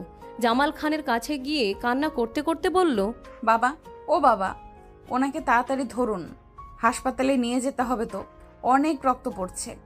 জামাল খান পাথর হয়ে গেছেন। ফ্লোরে বসে মিহি আর রুমা বেগম চিৎকার করে কান্না করছেন। নিধি জামাল খানকে হালকা ধাক্কা মেরে বলল, বাবা, শুনতে পারছেন আমার কথা? ওনাকে ধরুন, হসপিটালে নিতে হবে, নইলে মরে যাব তো। নিধির ধাক্কায় জামাল খানের হুঁশ ফিরে। তড়িঘড়ি করে তিয়াসকে ধরে গাড়িতে উঠাই, যত তাড়াতাড়ি সম্ভব হসপিটালে নিয়ে যায়। কিছু সময় পর তিয়াসকে অপারেশন থিয়েটারে নেওয়া হয়েছে। জামাল খানের কথায় বড় বড় ডক্টরকে কল করে আনা হয়েছে। নিধি, মিহি, রুমা বেগম অঝরে কান্না করছে। কি থেকে কি হয়ে গেল কেউই বুঝতে পারছে না। ওদের কান্না দেখে জামাল খান নিজেকে শক্ত রাখলেন। সেও যদি ভেঙে পড়ে তাহলে এদের সামলাবে কিভাবে? দীর্ঘ 3 ঘন্টা পর তিয়াসের অপারেশন শেষ হলো। অপারেশন থিয়েটার থেকে ডক্টরকে বের হতে দেখে জামাল খান এগিয়ে গেল, উত্তেজিত হয়ে বলল, ডক্টর, আমার ছেলের কি অবস্থা? ভালো আছে তো? এই মুহূর্তে কিছু বলতে পারছি না মিস্টার খান। ওনার মাথায় বেশ বড়সড় আঘাত পেয়েছেন। ওনার সারা শরীরে মারের দাগ। মনে হচ্ছে অনেকদিন ধরে ওনাকে কেউ অত্যাচার করেছে। 72 ঘন্টার মধ্যে জ্ঞান না ফিরলে উনি কোমায় চলে যাবে। কথাগুলো বলে ডক্টর চলে গেল। ডক্টরের কথা শুনে জামাল খান নিজে ভেঙে পড়লেন। তার মাথায় একটা কথা বারবার ঘুরপাক খাচ্ছে, তার ছেলেকে আটকে রেখেছিল কে, আর এত বাজেভাবে কে মারল। 2 দিন পর, এই 2 দিনে নিধি 1 মিনিটের জন্য তিয়াসের থেকে সরেনি। সারাক্ষণ তিয়াসের পাশে বসে থাকে। রুমা বেগম থাকতে চেয়েছিলেন, কিন্তু নিধি থাকতে দেয়নি। ছেলের টেনশনে অসুস্থ হয়ে পড়েছেন। হসপিটালে থাকলে আরও অসুস্থ হয়ে পড়বে, তাই নিধি, জামাল খান, মিহি কেউই থাকতে দেয়নি। রুমা বেগম নিয়ম করে প্রতিদিন 3 বার আসে, ছেলেকে দেখে আবার চলে যায়। মিহি প্রায় নিধির সাথে থাকে। জামাল খান প্রতিদিন অফিসে যাওয়ার পথে আর ফেরার পথে তিয়াসকে দেখে যায়। নিধি তিয়াসের মাথার কাছে বসে, তার মাথায় হাত বুলিয়ে দিচ্ছিল আর নীরবে চোখের জল ফেলছিল। নিধি ফুপিয়ে কান্না করে আর বলে, আপনি চোখ খুলুন প্লিজ। আমি আর আপনার সামনে আসবো না। এই গাইয়া মেয়েকে আপনার আর দেখতে হবে না। আমি অনেক দূরে চলে যাব। আপনি শুধু একবার চোখ মেলে তাকান। নিধির চোখের পানি তিয়াসের হাতের উপর পড়ছে। নিধি খেয়াল করলো তিয়াসের হাত নড়ছে, চোখ পিটপিট করছে। নিধি উত্তেজিত হয়ে চিৎকার করে মিহিকে ডাকে। মিহি, মিহি। মিহি বাহিরেই ছিল। নিধির এমন চিৎকার করে হুড়মুড় করে টেবিনে ঢুকে। আরে ভাবি, কি হয়েছে? এভাবে চিৎকার করছো কেন? ভাইয়ার প্রবলেম হবে তো। দেখো, তোমার ভাই হাত নড়ছে, চোখ নড়ছে। নিধির কথায় মিহি অবিশ্বাস্য কণ্ঠে বলল, সত্যি ভাবি? ততক্ষণে তিয়াস চোখ মেলে তাকায়। মিহি ছুটে যায় তিয়াসের কাছে, গিয়ে কান্নামাখা কণ্ঠে বলে, ভাইয়া, ভাইয়া তুমি ঠিক আছো? তুমি ভালো হয়ে যাবে, তোমার কিচ্ছু হতে দিব না। বোনের কথায় তিয়াসের চোখের কার্নিশ বেয়ে 1 ফোঁটা পানি গড়িয়ে পড়ল। অক্সিজেন মাস্ক খোলার চেষ্টা করলো, কিছু বলার চেষ্টা করছে। নিধি ছুটে গেল ডক্টরকে ডাকতে। ডক্টর এসে তিয়াসের চেক আপ করলো। ততক্ষণে খবর পেয়ে জামাল খান আর রুমা বেগমও চলে এসেছে। ডক্টর বলল, মিস্টার খান, এটা তো পুরো মিরাকেল ঘটে গেছে। আমাদের ধারণার বাইরে ছিল যে এত তাড়াতাড়ি রোগীর জ্ঞান ফিরবে। ওনার ভালো মতো যত্ন নিলে খুব তাড়াতাড়ি সুস্থ হয়ে উঠবে। সবই নিধিমায়ের যত্নের ফল আর আল্লাহর ইচ্ছা। ডক্টর চলে গেলেন। রুমা বেগম তিয়াসের কাছে গেলেন, তিয়াসের মাথায় হাত বুলিয়ে দিয়ে বললেন, বাবা, তোর এই অবস্থা কেমন করে হলো? কে করেছে এসব? তিয়াস কোনো কথা বলল না, চুপ করে বসে রইল। তিয়াস ভয় পেল, ভয়ে কাঁপাকাঁপি করছে। রুমা বেগম আবারও জিজ্ঞেস করল, কি হলো বাবা? বল, যে করেছে তাকে আমরা পুলিশে দেব। তোর বাবা অলরেডি পুলিশকে ইনফর্ম করেছে। পুলিশ তোর জবাবদিহি নিবে। বল না, এসব কি করে হয়েছে? তিয়াস কোনো কথা বলল না। তার চোখ মুখ কেমন জানি করতে লাগলো। চোখ মুখে ভয়ের ছাপ স্পষ্ট। ছেলের এমন অবস্থা দেখে রুমা বেগম ঘাবড়ে গেলেন। ভয়ে তিয়াসের হাত পাও কাঁপতে লাগলো। রুমা বেগম জামাল খানের উদ্দেশ্যে বলল, দেখো না, পিয়াস কেমন জানি করছে, তাড়াতাড়ি ডক্টর ডাকো। জামাল খান ছুটে গেল ডাক্তার ডাকতে। ডক্টর এসে ঘুমের ইঞ্জেকশন দিয়ে তিয়াসকে ঘুম পাড়িয়ে শান্ত করলো আর বলে গেল, রোগীকে মানসিকভাবে কোনো প্রেশার দেবেন না। ওনার সাথে এই 6 মাসে অনেক খারাপ কিছু হয়েছে, যার ফলে অতীত মনে করতে ভয়ে এমন করেছে। রোগী যতদিন না সুস্থ হচ্ছে ততদিন অপেক্ষা করুন। ওনাকে এসব স্ট্রেস থেকে বের হতে সাহায্য করুন, নইলে অনেক বড় বিপদ হতে পারে। ডক্টরের কথা শুনে তারা সবাই অবাক হলো। তিয়াসের সাথে কি এমন হয়েছে? খারাপ কিছু কি করেছে? কে এমন নির্দয়ভাবে মেরেছে? কারো মাথায় ঢুকছে না। তিয়াসের জন্য সবার অনেক কষ্ট হলো। জামাল খান অপরাধী কণ্ঠে বলল, কেন আমি সেদিন আমার ছেলেটার খোঁজ নিলাম না? নিজেকে বড্ড অপরাধী লাগছে। আমার ছেলেটার খবর নিলে আজ এদিন দেখতে হতো না। মিহি তার বাবাকে আশ্বাস দিয়ে বলল, এতে তোমার কোনো দোষ নেই বাবা। ভাইয়া নিজেই তো বারণ করেছিল তাকে খুঁজতে। নিজেকে দোষী বানিও না অন্তত। পাশ থেকে নিধি কাঁদতে কাঁদতে বলে, সব দোষ আমার জন্যই এত কিছু হয়েছে। আমার জন্যই তিয়াস ভাই বাড়ি ছাড়া হয়েছে, আর এই অবস্থা আমার জন্যই হয়েছে। নিধি ফুপিয়ে কান্না করে ওঠে। রুমা বেগম তাকে সান্ত্বনা দিয়ে বলে, এতে তোমার কোনো দোষ নেই, আমারই দোষ। জোর করে তোমাদের বিয়ে দিয়েছিলাম। যার ফলে আজ তোমার জীবনটা একাকিত্বে কাটছে, আর আমার ছেলেটা আজ মৃত্যুর সঙ্গে লড়াই করছে। 15 দিন পর তিয়াস হসপিটালে আছে আজ 17 দিন হলো। নিধি নিজের সাধ্যমতো চেষ্টা করে যাচ্ছে তিয়াসকে সুস্থ করার। এক মুহূর্তের জন্য তিয়াসের কাছ থেকে সরেনি। কখন কি করবে, কি খাওয়াবে, কখন ওষুধ দিতে হবে, নিধি সব কিছু একার হাতে করে। রুমা বেগম থাকতে চাইলে তাকে থাকতে দেয় না নিধি।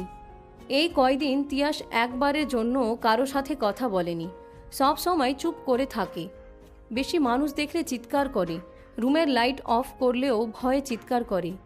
কেউ কোনো প্রশ্ন করলে শুধু মাথা নাড়িয়ে সায় দেয়। মন মরা হয়ে থাকে, মাঝে মাঝে নিধির দিকে এক দৃষ্টিতে তাকিয়ে থাকে। নিধি এটা বেশ খেয়াল করে। তিয়াস এখন মোটামুটি ভালোই সুস্থ। ডক্টর আসে তিয়াসকে চেক আপ করতে। চেক আপ করা শেষে বলে, মিস্টার খান, আপনার বৌমার হাতে জাদু আছে, মানতে হবে। উনি যেভাবে যত্ন করে সেবা করেছেন, এতে রোগী সুস্থ না হয়ে পারে? হ্যাঁ ডক্টর, আমার বৌমা কোটিতে একটা, তার ছোঁয়া রোগী সুস্থ হতে সক্ষম। তা তিয়াসকে কবে রিলিজ করবেন? উনি এখন মোটামুটি অনেকটাই সুস্থ। তিয়াসকে আজকে রিলিজ করে দেওয়া হবে। রিলিজের কথা শুনে সবাই খুশি হয়ে যায়। হসপিটালের সব ফর্মালিটি পূরণ করে তিয়াসকে নিয়ে সবাই বাড়ির উদ্দেশ্যে রওনা দেয়। হসপিটাল থেকে তিয়াসকে নিয়ে বাসায় আসে সবাই।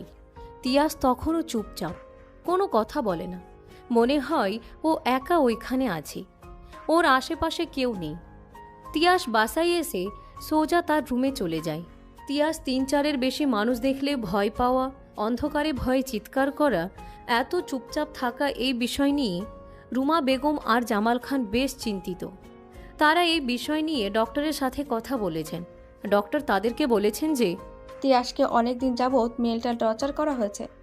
তাকে কেউ এমনভাবে টর্চার করেছে যে ও মানসিকভাবে একটা আতঙ্কে থাকে। ও হয়তো অন্ধকার পরিবেশে ছিল, যার কারণে অন্ধকার দেখলে অতীতের ঘটনা মনে পড়ে আর ভয়ে আটকে ওঠে।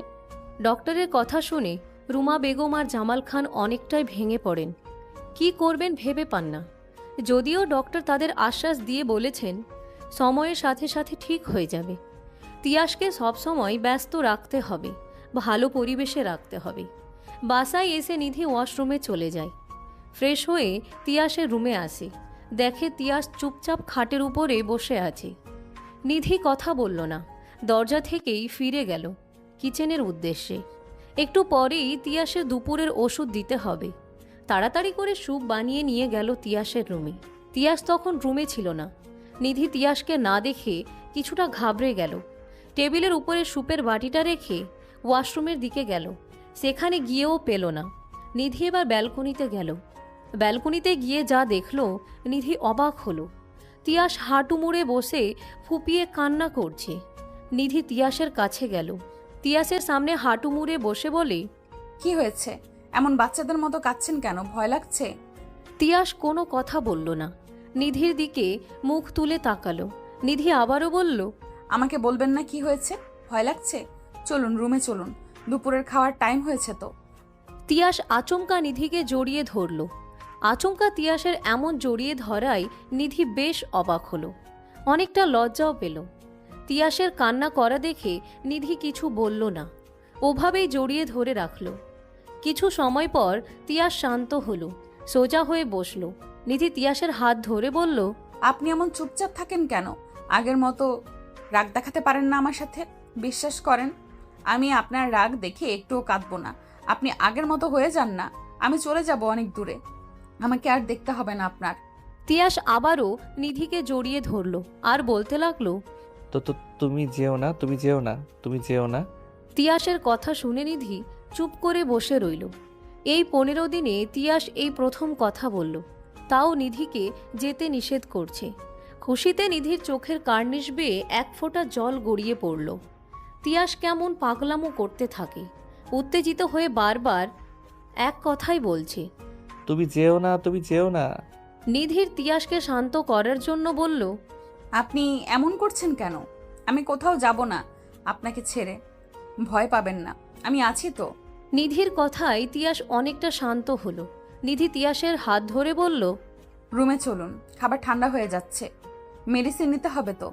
তিয়াস বাধ্য ছেলের মতো নিধির কথা মতো রুমে আসলো। নিধি তিয়াসকে স্যুপ খাইয়ে দিল। যত সময় নিধি তিয়াসকে খাইয়ে দিয়েছে পুরোটা সময় তিয়াস নিধির দিকে চেয়েছিল। খাওয়া শেষে মেডিসিন দিয়ে নিধি বাহিরে যাওয়ার উদ্দেশ্যে পা বাড়ালো।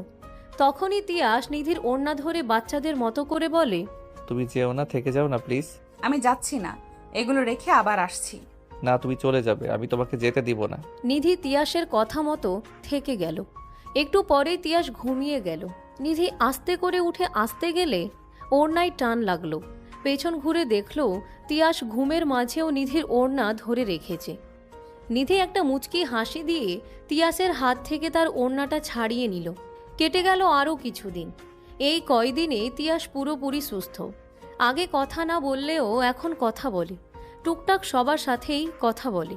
নিধি আর তিয়াসের সম্পর্ক বেশ উন্নতি হয়েছে। তিয়াস চোখে হারায় নিধিকে। মানুষ দেখে ভয় পাওয়া, অন্ধকারে ভয় পাওয়া কিছুটা কমেছে। রাত 11টা। তিয়াস ড্রয়িং রুমে বসে মিনুর সাথে খেলা করছে। যে ছেলেটা বিড়াল দুচোখে সহ্য করতে পারত না, সে এখন বিড়ালের সাথে খেলা করে। তিয়াসের এই পরিবর্তনে সবাই বেশ অবাক। অফিস থেকে জামাল খান বাসায় ফিরলেন। তিয়াসকে ড্রয়িং রুমে দেখে জামাল খান তিয়াসের পাশে এসে বসলেন। জামাল খান তিয়াসের উদ্দেশ্যে বললেন, কেমন আছে বাবা, শরীর ভালো? তিয়াস ছোট করে বলল, তিয়াস, তুমি এখন পুরো সুস্থ, যদিও মানসিকভাবে অসুস্থ আমি জানি, তবুও তোমাকে কি আমি কিছু জিজ্ঞাসা করতে পারি? করেন। ওই রাতে কি হয়েছিল? এই 6 মাস কোথায় ছিলে? আর কে তোমাকে এইভাবে মেরেছে? আমাকে বলো বাবা, তাদের আমি কঠিন শাস্তি দেব। জামাল খানের আওয়াজ পেয়ে ড্রয়িং রুমে সবাই উপস্থিত হলো। সবাই প্রশ্নবোধক চাহনি নিয়ে তাকিয়ে আছে তিয়াসের দিকে।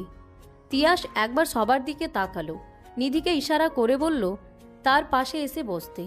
নিধি চুপচাপ তিয়াসের পাশে এসে বসল। নিধি তিয়াসের হাত ধরে বলল, ভয় নেই, আমি আছি তো। যা যা হয়েছে সব খুলে বলুন, তাদেরকে খুঁজে বের করে কঠিন শাস্তি দিব। ভয় পাবেন না, বলেন। তিয়াস কিছু সময় চুপ থেকে বলতে শুরু করলো। ফ্ল্যাশব্যাক। বাবা, আমি আমাদের অফিসের একটা মেয়েকে ভালোবাসতাম, নাম তুবা। তুমি চিনবে, তোমাকে বলেছিলাম কিন্তু আমার কথা শুনোনি। নিধির সাথে আমাকে বিয়ে দিয়ে দাও। আমি কিছুতেই মেনে নিতে পারছিলাম না নিধিকে। তুবাকে অনেক ভালোবাসতাম। যেই দিন বিয়ে হয় সেই দিন রাতে তুবা আমাকে কল করে। হ্যালো তিয়াস। আমার বিয়ে হয়ে গেছে তুবা, আমি পারিনি আটকাতে। তুমি কি পাগল হয়েছো তিয়াস? কি সব বলছো? আমি মজা করার মুডে নাই। আমি মজা করছি না তুবা, সত্যি আমার বিয়ে হয়ে গেছে গ্রামের এক গাইয়া মেয়ের সাথে। তিয়াসের কথাগুলো তুবার সহ্য হলো না। কষ্টে কান্না চিৎকার করতে করতে বলল, না, এটা হতে পারে না। তুমি শুধু আমার তিয়াস, আর কারো নও। তুমি এখনই আমাকে নিয়ে পালাবে, নইলে নইলে আমি সুসাইড করব। তুবার মুখে সুইসাইডের কথা শুনে আমি ভয় পেয়ে গেছিলাম। তুবাকে শান্ত করে বললাম, আরে তুমি পাগলামো করো না তুবা, আমার বিয়ে হয়ে গেছে, এখন আর কিছু করার নেই। তুবা আরো উত্তেজিত হয়ে চিৎকার করে বলল, আমি কিছু শুনতে চাই না। তুমি এখন আমাকে নিয়ে না পারলে আমি সুসাইড করব, আর সুসাইড নোটে তোমার নাম দিব। তুবার কথা শুনে আমি ভয় পেয়ে যাই। তুবাকে ওই দিন অনেক বোঝাই, কিন্তু কোনো লাভ হয় না। কোনো উপায় না পেয়ে ওই রাতেই তুবাকে নিয়ে আমি পালিয়ে যাই। আমাদের এলাকা পার হওয়ার পর রাস্তায় কিছু লোক আমাদের গাড়ি আটকে দাঁড়ায়। আমি গাড়ি থেকে নেমে তাদেরকে জিজ্ঞেস করি, কি হয়েছে ভাই, আমাদের গাড়ি আটকিয়েছেন কেন? লোকগুলো বিশ্রীভাবে হাসতে থাকে। তাদের মধ্যে একজন বলে, কি সোনামোনারা, এত রাতে একা একটা মেয়েকে নিয়ে কোথায় যাওয়া হচ্ছে? যেখানেই যাই তা আপনাদের কি, আমাদের রাস্তা ছাড়ুন। তাদের মধ্যে আরেকটা লোক বলল, এই তোরা এদেরকে ছেড়ে দে, বেচারা বউ নিয়ে রাতে বের হয়েছে। ধন্যবাদ ভাই, প্লিজ আমাদের যেতে দিন। সেই লোকটা আবার বলে ওঠে, হ্যাঁ হ্যাঁ, তোমাকে যেতে দিব, কিন্তু পাখিটাকে রেখে তারপর ছেড়ে দিব। বলেই তারা আমাকে মারতে থাকে। তারা একসঙ্গে অনেকজন থাকায় আমি তাদের সাথে পেরে উঠি না। ওনা আমাকে মেরে তুবাকে তাদের সঙ্গে নিয়ে যায়। আমাকে বেশি মারিনি, সজ্ঞানে ছিলাম। তাদের পিছু করে আমিও যাই। ওরা তুবাকে নিয়ে জঙ্গলের মধ্যে চলে যায়। আমি ফলো করতে করতে আমিও জঙ্গলের মধ্যে চলে যাই। ওরা একটা ভাঙা পরিত্যক্ত বিল্ডিংয়ে তুবাকে নিয়ে চলে যায়। ওটা ওদের আস্তানা। আমিও গাড়ি থেকে নেমে ওদের পিছু করতে থাকি। চারিদিকে বিশ্রী দুর্গন্ধ গন্ধে আমার বমি চলে আসছিল। আমি চুপি চুপি ওদের পেছনে যেতে থাকি। একটা সময় হঠাৎ আমি সবাইকে হারিয়ে ফেলি। একেবারে চোখের পলকে আমি হারিয়ে ফেলি। আমি পুরো বিল্ডিংয়ে তুবাকে খুঁজতে থাকি, কিন্তু আমি যত হাঁটি ঘুরে ফিরে এক জায়গায় চলে আসি। তারপর কে জানি পেছন থেকে আমার মাথায় বাড়ি মারে আর আমি জ্ঞান হারিয়ে ফেলি। এইটুকু বলেই তিয়াস থামল। রুমে এসি চলার সত্ত্বেও তিয়াসের কপাল বেয়ে ঘাম ঝরছে, ঘেমে নে একাকার হয়ে গেছে। ভয়ে হাত পা কাঁপছে, গলা শুকিয়ে কাঠ। সবাই এতক্ষণ মন দিয়ে তিয়াসের কথাগুলো শুনছিল। তিয়াসকে ভয় পেতে দেখে নিধি বলল, আপনি ভয় পাবেন না, দেখেন আমরা সবাই আছি, ভয় নেই আপনার। নিধির কথায় তিয়াস একটু স্বস্তি পেল। কাপা কাপা গলায় বলল, আমি পানি খাবো। পানি খাওয়ার কথা শুনে নিধি উঠতে গেল। তিয়াস নিধিকে আটকে বলল, তুমি যেও না, আমার কেমন জানি লাগছে, তুমি যেও না। পাশ থেকে মিহি বলল, ভাবি তুমি ভাইয়ের কাছে বসো, আমি পানি আনছি। বলেই মিহি পানি আনতে গেল। মিহি পানি এনে তিয়াসকে দিল। ঢকঢক করে এক নিঃশ্বাসে পানি খেল। জামাল খান বলল, নিধি তুমি তিয়াসকে নিয়ে রুমে যাও, বাকিটুকু আরেকদিন শুনবে। নিধি শ্বশুরের কথা মতো তিয়াসকে নিয়ে যেতে চাইল, কিন্তু তিয়াস নিধিকে বাধা দিয়ে বলল, আমি সব বলতে চাই, আমি রুমে যাব না। রুমা বেগম বাধা দিতে গেলে জামাল খান ইশারায় মানা করে দিলেন। যে করেই হোক তিয়াসের ভয়টা ভাঙাতে হবে। জামাল খানের ইশারা পেয়ে রুমা বেগম চুপ করে রইলেন। তিয়াস আবার বলা শুরু করলো, আমার যখন জ্ঞান ফিরল তখন আমি দেখলাম আমাকে অন্ধকারে একটা ঘরের মধ্যে আটকে রেখেছে। আমি তুবা তুবা বলে চিৎকার করতে লাগলাম, কেউ এলো না। আমি অন্ধকারের মধ্যে পড়ে থাকলাম। অনেক চেষ্টা করলাম নিজেকে ছাড়ানোর, হাতের বাঁধন খোলার, কিন্তু পারলাম না। জানো বাবা, ও আমার সামনে 2 দিন পর এসেছিল। ও আমাকে 2 দিনের মধ্যে দানা পানি খেতে দেয়নি। বাঁচার আশা ছেড়ে দিয়েছিলাম, একটু পানির জন্য ছটফট করেছিলাম, কিন্তু ও আসেনি, আমাকে কেউ পানি দেয়নি। তিয়াসের কথায় রুমা বেগম ফুপিয়ে কান্না করে দিলেন। মিহি আর নিধি নীরবে চোখের পানি ফেলছে। জামাল খান স্তব্ধ হয়ে বসে রইলেন। তার একমাত্র ছেলেটা এত কষ্ট করেছে, আর সে কিনা একটাবার খোঁজও নেয়নি। তিয়াস নিজেও ফুপিয়ে উঠলে নিধি সান্ত্বনা দিয়ে বলল, এখন তো সব ঠিক হয়ে গেছে, আপনি আর ভয় পাবেন না, আমরা সবাই আছি তো। আচ্ছা, ওটা কে, ওই খারাপ লোকগুলো? তিয়াস কিছুক্ষণ চুপ থেকে বলল, তুবা, এই সব কিছু তুবার প্ল্যান ছিল। তিয়াসের কথাটাই সবাই বেশ হতবম্ব হলো। যে মেয়ে তিয়াসকে ভালোবাসে সে এমন কেন করতে পারে? নিধি কৌতূহল নিয়ে আবারও জিজ্ঞেস করল, আচ্ছা, এরপর কি হয়েছে সবটা খুলে বলুন। তুবার না আপনাকে ভালোবাসে, তাহলে তুবা কেন এমন করবে? তিয়াস আবারও কিছুক্ষণ থেমে বলল, 2 দিন পর আমি পানি তৃষ্ণায় ছটফট করতে থাকি, জ্ঞান হারাবো এমন সময় কেউ একজন আমার মুখের উপরে পানি ঢেলে দিল। আমি ধরফড়িয়ে উঠি, চোখ মেলে তাকাতেই তুবাকে দেখি। তুবাকে দেখে আমার মুখে হাসি ফুটে ওঠে। আমি খুশিতে চিলিক দিয়ে বললাম, তুবা, তুবা, তুমি ঠিক আছো? ওই লোকগুলো তোমার কোনো ক্ষতি করেনি তো? তিয়াসের কথায় তুবা অট্ট হাসিতে মেতে উঠল। তুবার এমন বিকট হাসি দেখে আমি আশ্চর্য হলাম। তুবা, তুমি এমন হাসছো কেন? আমার দড়ি খুলে দাও, ওই বাজে লোকগুলো চলে আসবে, আমাদের পালাতে হবে তো। তুবা হাসি থামিয়ে কর্কশ গলায় বলল, এই চুপ, একদম চুপ। কোথায় পালাবি তুই? তোকে পালাতে দেওয়ার জন্য কি আমি এত প্ল্যান সাজিয়েছি? তুবার কথায় যেন আমি আকাশ থেকে পড়লাম। কি বলছে কিছুই আমার মাথায় ঢুকছে না। আমি তুবাকে জিজ্ঞেস করলাম, তুবা, তুমি এসব কি বলছো? কিসের প্ল্যান? কিসের প্ল্যান বুঝতে পারছো না? তোমার সম্পত্তির প্ল্যান। সম্পত্তির মানে কি বলছো এসব?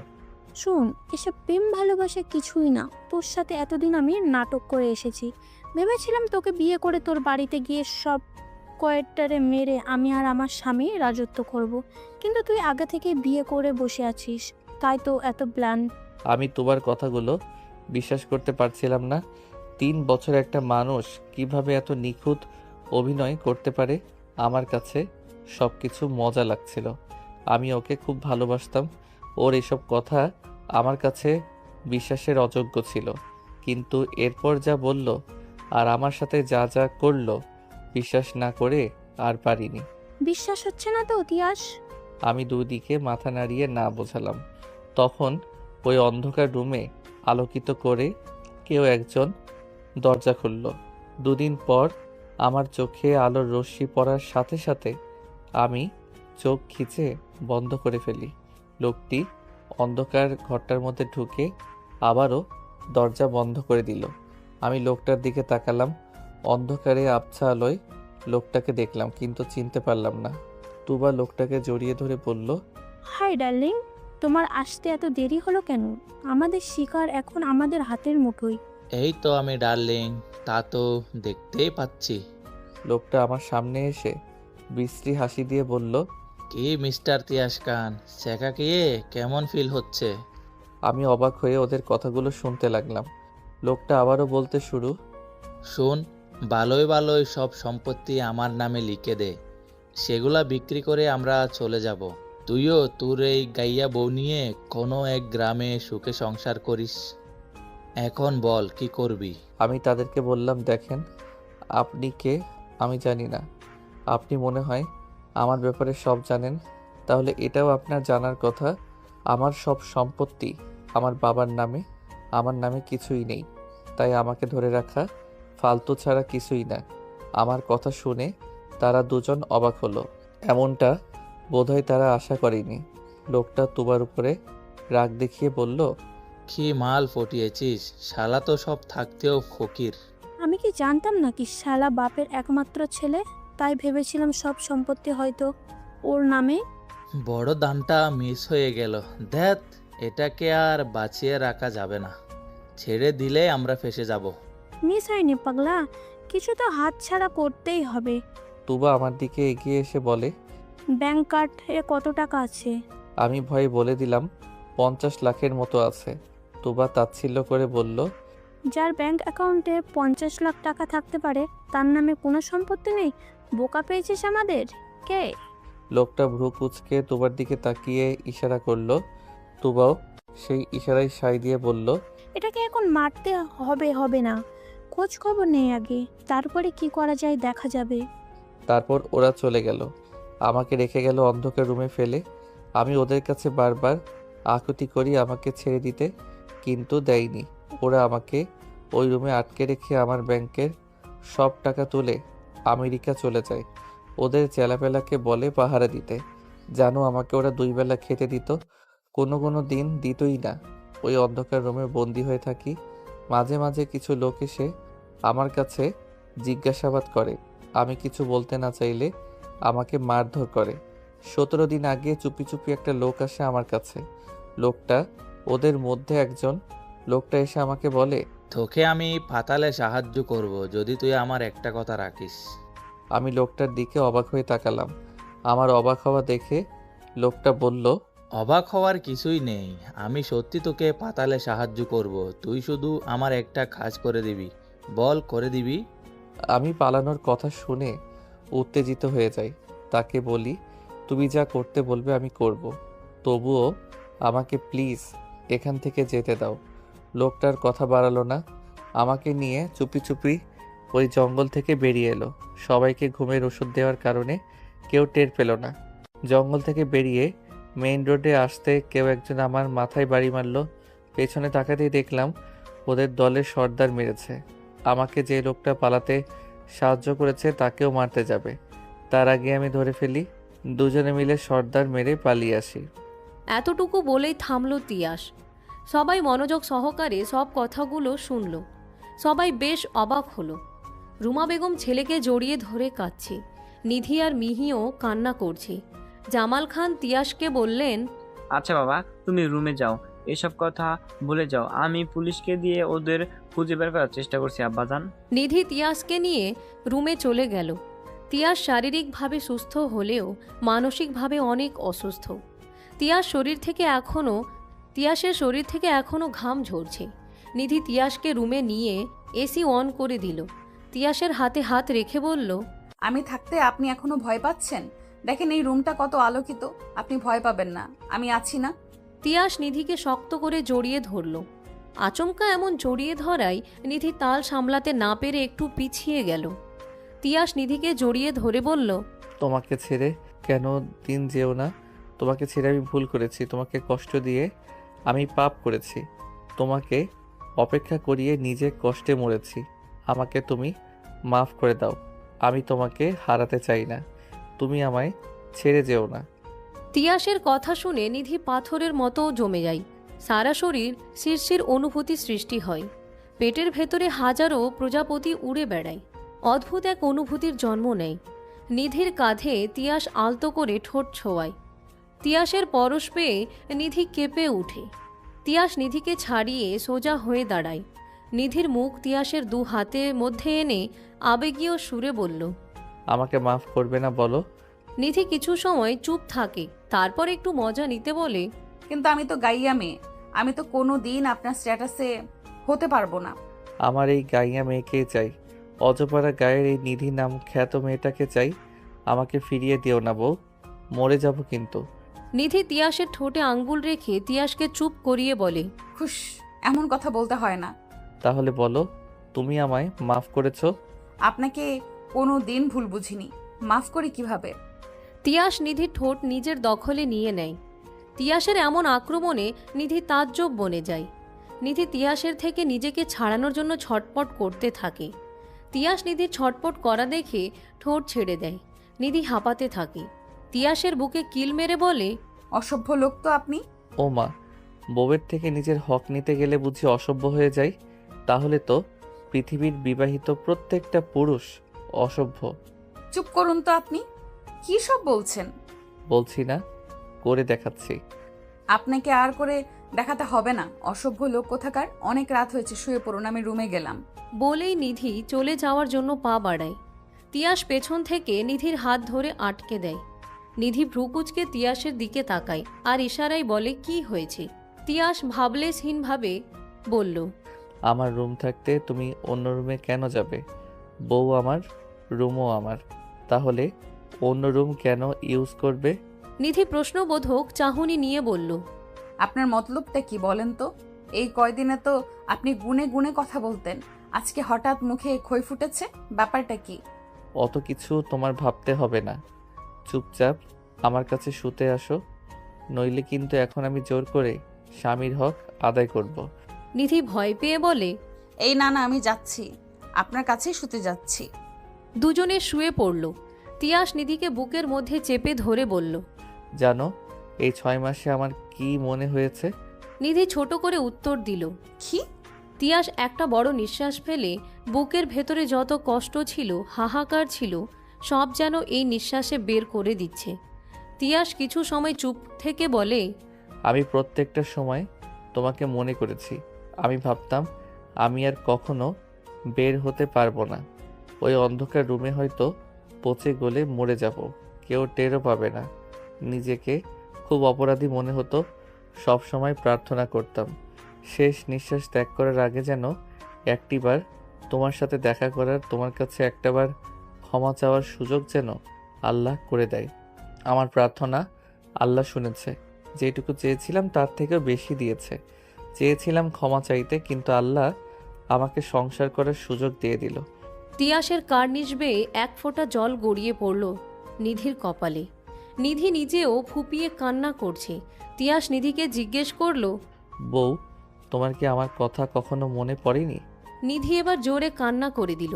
কান্নামাখা কণ্ঠে বলল, আমি আপনার কথা সবসময় মনে করেছি। আপনি আমাকে ছেড়ে এক মেয়ে নিয়ে চলে গেছে। চিঠিতে পড়ার পরেও আপনাকে ঘৃণা করতে পারিনি। আমিও যে আপনাকে বড্ড ভালোবাসতাম। আমি কখনো ভাবিনি আপনাকে আমি আবার ফিরে পাবো। অনেক চেষ্টা করেছি, ভোলার পারিনি। আপনি অন্য কারোর হয়ে আছেন জেনেও নিজের অনুভূতিকে থামাতে পারিনি। আপনিও আমাকে মাফ করে দিয়েন। তিয়াস নিধির চোখ মুছে কপালে আলতো করে চুমু এঁকে দিয়ে বলে, অনেক রাত হয়েছে, এখন ঘুমাও। পরের দিন সকালবেলা। আজকে নিধি আর মিহির এক্সাম। নিধির বার্থডের পর থেকে আজই কলেজে যাচ্ছে। নিধিকে রেডি হতে দেখে তিয়াস বলল, কোথায় যাচ্ছ? কলেজ যাচ্ছি। মিহি এখন ছোট বাচ্চা নয় যে ওকে কলেজে পৌঁছে দিতে হবে। তুমি কোথাও যাবে না। তখন মিহি রুমে ঢুকলো। তিয়াসের কথা শুনে বলে, ভাইয়া ভাবি আমাকে কলেজে পৌঁছে দিতে যাচ্ছে না, সে নিজে কলেজে যাচ্ছে। তিয়াস ভ্রু কুচকে মিহির দিকে তাকিয়ে বলল, কেন? নিধি কেন কলেজ যাচ্ছে? কারণ আজকে ভাবিরও এক্সাম। মিহির কথায় তিয়াস আকাশ থেকে পড়ল। অবাক হয়ে বলল, তোর ভাবি পড়ালেখা শুরু করলো কবে থেকে? এবার নিধি মুখ খুলে বলল, যখন আমার বয়স 5 বছর তবে থেকে, বুঝেছেন? কি তুমি পড়ালেখা করো, তার মানে তুমি শিক্ষিত? সন্দেহ আছে আপনার? তাহলে তুমি আগে কেন বলনি? না বুঝে তোমাকে আমি কত কি না বলেছি। বলার প্রয়োজন মনে করিনি। তিয়াসের মনে মনে খুব খারাপ লাগলো। আগে কতই না বাজে কথা বলেছে নিধিকে, আর সেই নিধি কিনা বিপদে পাশে থেকেছে। তিয়াস গাড়ি নিয়ে মিহি আর নিধিকে কলেজে পৌঁছে দিল। নিধি যাওয়ার আগে তিয়াসের উদ্দেশ্যে বলল, এখন সোজা বাসায় যান, রাস্তায় কাউকে দেখে ভয় পাবেন না। আমি সব সময় আপনার সাথে আছি, বুঝেছেন? তিয়াস মুচকি হাসি দিয়ে বলল। আচ্ছা বউ, আমি একদম ভয় পাবো না। নিধিও মুচকি হাসি দিয়ে চলে গেল। কলেজের ভেতরে ঢুকতেই দেখতে পেল সায়র, নিলয় আর অনি দাঁড়িয়ে আছে। নিধি সায়রকে দেখে দাঁড়িয়ে গেল। এই কয়দিনে তিয়াসকে নিয়ে ব্যস্ত থাকার কারণে সায়রের কথাটা ভুলেই গেছিল। সায়র নিজেই নিধির কাছে আসে। নিধির সামনাসামনি দাঁড়িয়ে জিজ্ঞেস করল, কেমন আছিস নিধি? নিধি আস্তে করে উত্তর দিল, হ্যাঁ ভালো, তুই কেমন আছিস? ভালো আছি, তোকে কিছু কথা বলতে চাই, এদিকটায় আসবি একবার? নিধি সায়রের এমন কথায় চমকে উঠল। সায়র কি বলতে চাই এটা হয়তো নিধি আজ করতে পেরেছে। একটু পরেই এক্সাম। এখন যদি সায়রকে আমি রিজেক্ট করি তাহলে ওর এক্সামের ওপরে প্রভাব ফেলবে। নিধি ইচ্ছে করেই বলল, পরে শুনবো তোর কথা, এখন চল হলে যাই, এক্সাম শুরু হয়ে যাবে। সায়র নিধির ব্যবহার কেমন আজব লাগলো, তবুও কিছু বলল না। নিধির তালে তাল মিলিয়ে হলের উদ্দেশ্যে চলে গেল। সাথে অনি, নিলয় আর মিহিও গেল। দুপুর 2টার দিকে নিধিদের এক্সাম শেষ হলো। সায়র নিধিকে ডাকলো আলাদা কথা বলার জন্য, কিন্তু নিধি বাহানা বানিয়ে চলে গেল। নিধি ভাবল সায়রের থেকে অন্তত এক্সাম শেষ না হওয়ার আগে ওই বিষয় নিয়ে কথা বলবে না। নিধি বাহানা খুঁজতে লাগলো, বাহানা বানিয়ে বলল, আমি পরে শুনবো, ভালো লাগছে না। সায়র। মিহি নিধিকে বলে, ভাবি চলো না শপিংয়ে যাই, আমার কিছু জিনিস কিনতে হবে। মিহির কথায় নিধি বিরক্ত বোধ করে। বিরক্ত নিয়ে বলল, না গো মিহি, আমি যাব না। তুমি অনিকে সাথে করে নিয়ে যাও, আমি বাসায় যাব। কেন কেন? কাহিনী কি ভাবি? মনে হচ্ছে আমার ভাইকে চোখে হারাচ্ছ। মিহির কথায় নিধি বেশ লজ্জা পেল। মিহির হাতে হালকা চাপড় মেরে বলল, উফ মিহি, মজা করো না তো, যাও তুমি, আমি বাসায় গেলাম। নিধি সবার থেকে বিদায় নিয়ে চলে গেল। নিধি কলেজ গেট পার হয়ে অবাক হয়ে যায়। তিয়াসকে দেখে তাজ্জব বনে গেল। তিয়াস সকালে যেখানে দাঁড়িয়েছিল এখনও সেখানেই দাঁড়িয়ে আছে। তিয়াস নিধিকে দেখে হাত ইশারা করে ডাকলো। নিধি তিয়াসের কাছে গেল। নিধি বলল, কখন এসেছেন, নাকি বাসায় যাননি? বাসায় যাইনি, তোমাদের জন্য অপেক্ষা করছিলাম। পাগল নাকি আপনি? সেই সকাল থেকে দুপুর পর্যন্ত অপেক্ষা করেছিলে। পাগল ছাগল যা বলার বলো, তাতে আমার কিচ্ছু আসে যায় না। তিয়াস মিহিকে না দেখতে পেয়ে বলল, মিহি কোথায়? ওর কিছু জিনিস কিনবে, তাই শপিং মলে গেছে। ও আচ্ছা, চলো আমরা যাই তাহলে। চলেন। তিয়াস আর নিধি বাসার উদ্দেশ্যে রওনা দিল। কিছু সময় পর নিধি খেয়াল করলো তারা যে রাস্তা দিয়ে যাচ্ছে ওটা বাসার রাস্তা না। নিধি তিয়াসকে জিজ্ঞেস করলো, আমরা কোথায় যাচ্ছি? এটা তো বাসার রাস্তা না, নাকি আপনি রাস্তা ভুলে গেছেন? বলিনি বউ, এটা বাসার রাস্তা না। আমিও জানি, আমরা ঘুরতে যাচ্ছি। নিধি বলল, কোথায়? গেলেই দেখতে পারবে। নিধি আর কোনো কথা বলল না। প্রায় 1 ঘন্টা পরে একটা শুনশান রাস্তায় এসে দাঁড়ালো। আশেপাশে তেমন মানুষ নেই। পাশেই নদী। তিয়াস গাড়ি থেকে নামলো। নিধিও নামলো। একটা মনোমুগ্ধকর পরিবেশ, চারিদিকে শুনশান নীরবতা। মাঝে মাঝে নদীর বুকে আসা ঢেউ এসে তীরে বাড়ি খাচ্ছে। হিমশীতল বাতাস এসে তাদের শরীর ছুঁয়ে দিচ্ছে। তিয়াস নদীর কূলে দাঁড়িয়ে 2 হাত মেলে দিল প্রকৃতিকে উপভোগ করার জন্য। পেছন থেকে নিধি গিয়ে জড়িয়ে ধরল আর বলল, হঠাৎ এমন জায়গায় আসলেন যে? তিয়াস নিধির দিকে ফিরল, তারপর বলল, একটা কাজে আসছি। নিধি অবাক হলো, এমন শুনশান জায়গায় কি কাজ থাকতে পারে? নিধি কৌতূহল নিয়ে প্রশ্ন করল, কি কাজ? চলো আমার সাথে। তিয়াস হাঁটতে লাগলো। নিধিও পিছু পিছু হাঁটতে লাগলো। তিয়াস নদীর পাশে একটা গাছের নিচে এসে দাঁড়ালো। তিয়াস গাছের নিচে মাটি খুঁড়তে লাগলো। তিয়াসের এমন কাজে নিধি ভড়কে গেল। উত্তেজিত হয়ে প্রশ্ন করলো, এ কি করছেন আপনি? পাগল হলেন নাকি? তিয়াস কোনো কথা বলল না। সে মাটি খুঁড়তে থাকলো।